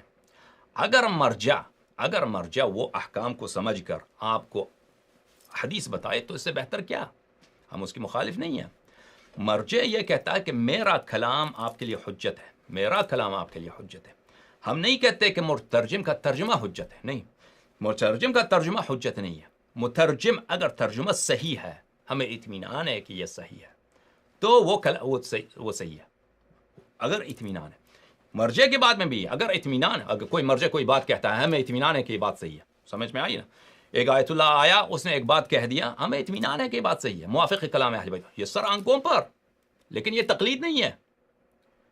وہ بات جس کا ہمیں اطمینان ہے کہ بات صحیح ہے، کلام اہل بیت علیہ السلام سے موافق ہے، وہ میں آپ کو بار بار کہتا ہوں، کوئی اس کو نقل کرنے والا شخص کافر بھی ہو، نجس ہو، مرتد ہو، سمجھ میں آنا، وہ ایک بات نقل، ایک مرتد شخص، کافر شخص، اس نے ان سے ایک بات ہم نے سیکھی جو حق ہے، ان سے ایک بات ہم نے سنی جو کلام اہل بیت علیہ السلام سے موافق ہے، ہم نہیں کہیں گے وہ غلط بات ہے، وہ کہیں گے ایک بات صحیح ہے، صحیح ہے، لیکن یہ اس لیے نہیں کہ مرتد شخص کی ہم تقلید کر رہے ہیں، اس لیے کہ ہمیں پتہ ہے کہ یہ موافق کلام اہل بیت علیہ السلام ہے.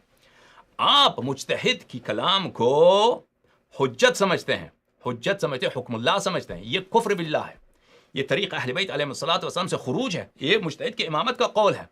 مترجم کی کوئی حیثیت نہیں ہے. مترجم اگر ترجمہ صحیح ہے، ہمیں اطمینان ہے اس کی صحت کی، تو پھر حدیث صحیح ہے، ترجمہ صحیح ہے، نہ کہ اس کے کلام کی اپنی کوئی حیثیت ہے، کوئی حجیت ہے. سمجھ میں آ رہی ہے نا؟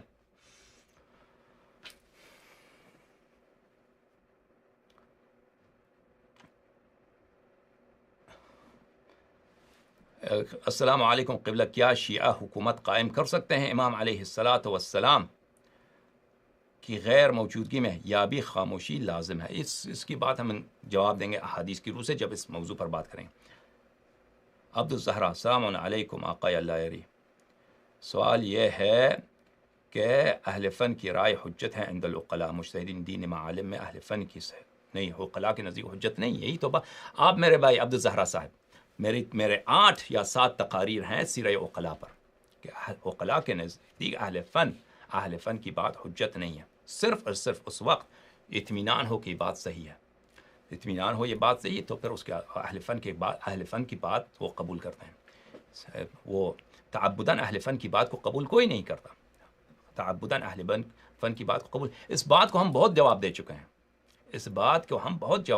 ہیں، سیرہ عقلاء کے نزدیک آپ جو ہیں، ابھی ہم 14ویں تقریر پر ہیں، آپ 7 تقاریر کے بعد آ رہے ہیں تاخیر کر کے. آپ ان تقاریر کو دیکھ لیجئے. اب ہمیں پتہ ہے، آپ کے سوال سے پتہ چل رہا ہے عبد الزہرا صاحب کہ آپ نے وہ 6-7 تقاریر ہم نے محنت کی ہے آپ کی زبان میں، اردو زبان میں آپ کو سمجھایا ہے، اس کو آپ نے نہیں سنا ہے. آپ اس کو سنیے تو انشاءاللہ تبارک و تعالی وہاں پہ آپ کو سمجھ آ جائے گا کہ اہل فن، مثلا اہل فن کا کلام کسی کے لیے حجت نہیں ہوتا، اہل فن کے استدلال حجت ہوا کرتی ہے.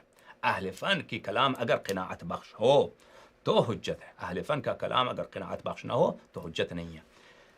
یہ شرط اس میں ہے قناعت. مثلا آپ ایک کسی انجینئر کے پاس جاتے ہیں، انجینئر سے کہتے ہیں کہ میرے لیے ایک گھر کی آپ وہ کریں، یا قانون دان کے پاس جاتے ہیں، کہتے ہیں قانونی کار یہ ہے. اگر اس کی بات آپ کے لیے قناعت بخش ہے، آپ کو اطمینان ہے کہ وہ صحیح کہہ رہا ہے، تو اس کے کلام پہ آپ اگر اطمینان نہیں تو آپ دوسرے قانون دان کے پاس جائیں گے. انجینئر بھی آپ کو اگر ایک بات کہتا ہے، مثلا آپ ایک گھر کا چھت تعمیر کرانا چاہتے ہیں، اس کے میں گنبد بناتے ہیں نا، گنبد بنائیں گے، اس کا ڈیزائن کرنا پڑتا ہے، اس میں ڈیزائن کریں گے، وہ اس کا اسٹرکچر انجینئر جو ہے اس کا حساب کتاب کرے گا، کیلکولیشن کرے گا کہ اس میں کتنا لوہا ہونا چاہیے کہ یہ گنبد گر نہ جائے، یہ گنبد، یہ ڈوم گر نہ جائے، سقوط نہ کرے. تو اس کو حساب کرنا ہوتا ہے. حساب اگر آپ کو اس کی اطمینان پہ، کیلکولیشن پہ اطمینان ہے تو آپ عمل کریں گے. اگر ایک شک ہو جائے تو آپ پیچھے ہٹ جائیں گے. سمجھ میں آ رہی نا؟ تقلید عقلاء کے نزدیک، عقل کے نزدیک باطل. اس بات کو میں نے بہت دہرایا ہے. آپ اس کو آپ لوگوں کو جو احادیث ابھی خوئی نے نقل کیا ہے، خمینی نے نقل کیا ہے، ان کے روح سے دیکھیں، ان لوگوں نے ایک بھی اعتراض نہیں کیا ہے، اعتراض نہیں کیا. جو معترض حضرات ہیں کہ ان احادیث کے روح سے تقلید ثابت ہو جاتا ہے. وہ جو آپ کے بزرگ ہیں، خوئی، خمینی، سیستانی، انہوں نے احادیث نقل کی ہے کہ ہم حدیث کے روح سے تقلید ثابت کرتے ہیں. ان احادیث کو ہم نے دکھایا، آپ کو ترجمہ کیا، شرح کیا کہ یہ کتنے بیوقوفی ہے کہ کوئی انسان یہ گمان کریں کہ یہ سمجھے کہ ان احادیث کی روح سے تقلید ثابت ہو جاتا ہے. ہم نے جیسے شرح دیا ہے. آپ مرد بنیں، ہمارا جو موضوع ہے آج کا اس پہ اعتراض کریں. جس موضوع پہ ہم 7 تقاریر کر چکے ہیں، اب اس کو دوبارہ دہرانا وہ ہم درست نہیں ہے. یہ کہہ رہا ہاں قاصر ہے، وہ قلعہ والی تقاریر نہیں سنی ہے. جب نہیں سنی تو اس میں ہم نے اس میں بہت وقت لگایا ہم نے. وہ ہر تقریر 1 گھنٹے سے زیادہ ہے، بعض تقاریر 1.5 گھنٹے کے ہیں. سمجھ میں آ رہی ہے؟ اس میں بہت زیادہ مواد ہے، اس میں آپ دیکھیں. اچھی بات ہے.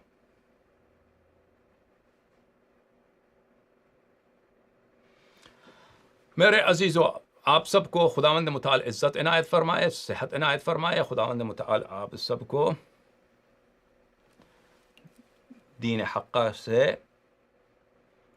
حق کی پیروی کرنے کی توفیق عنایت فرمائے. اللہم صلی علی محمد وآل محمد وعجل فرجهم الشریف. السلام علیکم. قبلہ پاکستان میں اکثریت خود مجتہد بن گئی ہیں، بالخصوص ذاکرین روایات کے عجیب و غریب تعویلات پیش کرتے ہیں اور تفریح کے عقیدے کو تفریح کس کو بولتے ہیں کو عام کر رہے ہیں. تفریح کے عقیدے کو ذاکرین پاکستان میں بیچارے وہ کم علمی ہے نا، وہ ان کا قصور نہیں ہے ذاکرین کا. مشکل یہ ہے میرے عزیزوں، کیونکہ پاکستان کے جو شیعہ ہیں وہ بہت دل کے بہت پاک لوگ ہیں. دل ان کا عقیدہ ان کا بہت صاف ہوتا ہے، سمجھ. اور ذاکرین کی نیت بھی صحیح ہوتی ہے. بیچارے انہوں نے لوگوں کو جس چیز جو فریضہ علماء نے انجام دینا ہے نا، علماء نے وہ کیا ہے؟ اہل بیت علیہ السلام کے فضائل ذکر کریں، ان کے دشمنوں کے امامت باطل کریں. وہ علماء تو کر نہیں رہے. وہ فضائل بیان کرتے ہیں، اہل بیت علیہ السلام کو نیچے لاتے ہیں. حرامی مولوی جو ہیں حوزے والے اہل بیت علیہ السلام کو نیچے لاتے ہیں. وہ اپنی سیاست کو اہل بیت علیہ السلام مذہب تشیع ہمارے حوزے کے لیے ایک آلہ ہے، ایک قلم ہے. جیسے آپ ایک قلم سے آپ کام لے رہے ہیں، لکھتے ہیں نا، ایک آلہ ہے، ایک اسلحہ ہے. میں اس اسلحے سے دشمن کو مارتا ہوں. وہ بھی اپنی انقلاب کے لیے، اپنی حکومت کے لیے مذہب تشیع کو انہوں نے ایک خادم کے طور پر، ایک نوکر کے طور پر اس کا استفادہ کر رہے ہیں. ہمارے علماء نے مذہب اہل بیت یہ حوزے کا اہل بیت علیہ السلام سے دور ہو جانا ابھی کی بات نہیں ہے، وہ پرانے زمانے سے یہ لوگ الگ ہو چکے ہیں. سمجھ آ رہی؟ تو یہ ذاکرین بیچارے، ان کی تربیت کے لیے، ان کی تعلیم کے لیے کوئی ادارہ نہیں ہے. وہ بیچارے وہ کیا کریں؟ پر وہ مصائب سناتے ہیں تو وہ بعض دفعہ ہوتا ہے کہ من گڑت مصائب سناتے ہیں بیچارے. سچے مصائب کیا کم ہیں واقعی مصائب، اب ایسی جھوٹی مصائب یا فضائل ایسی باتیں سنائیں کہ وہ کسی کے تخیل میں بھی نہیں ہے. تو یہ کیا کریں؟ یہ مصیبت ہے، کیونکہ ہمارے مدارس میں وہ ایسے نواسب کا قبضہ ہے. ہمارے مذہبی اداروں پہ نواسب کا قبضہ ہے جو شیعہ عالم کے روپ میں ظاہر ہوئے ہیں. تو بیچارے ذاکری وہاں تو تعلیم حاصل نہیں کرتے، ان کے تعلیم کے لیے اور کوئی ادارہ نہیں ہے. تو پھر یہی راستہ رہ جاتا ہے کہ یہ بیچارے اپنے سے کچھ تحقیق کریں اور بہت باتیں اپنے سے بنائیں. اللہم صلی علی محمد وآل محمد وعجل فرجهم الشریف. آپ سب کا بہت شکریہ. یا علی مدد. خدا حافظ.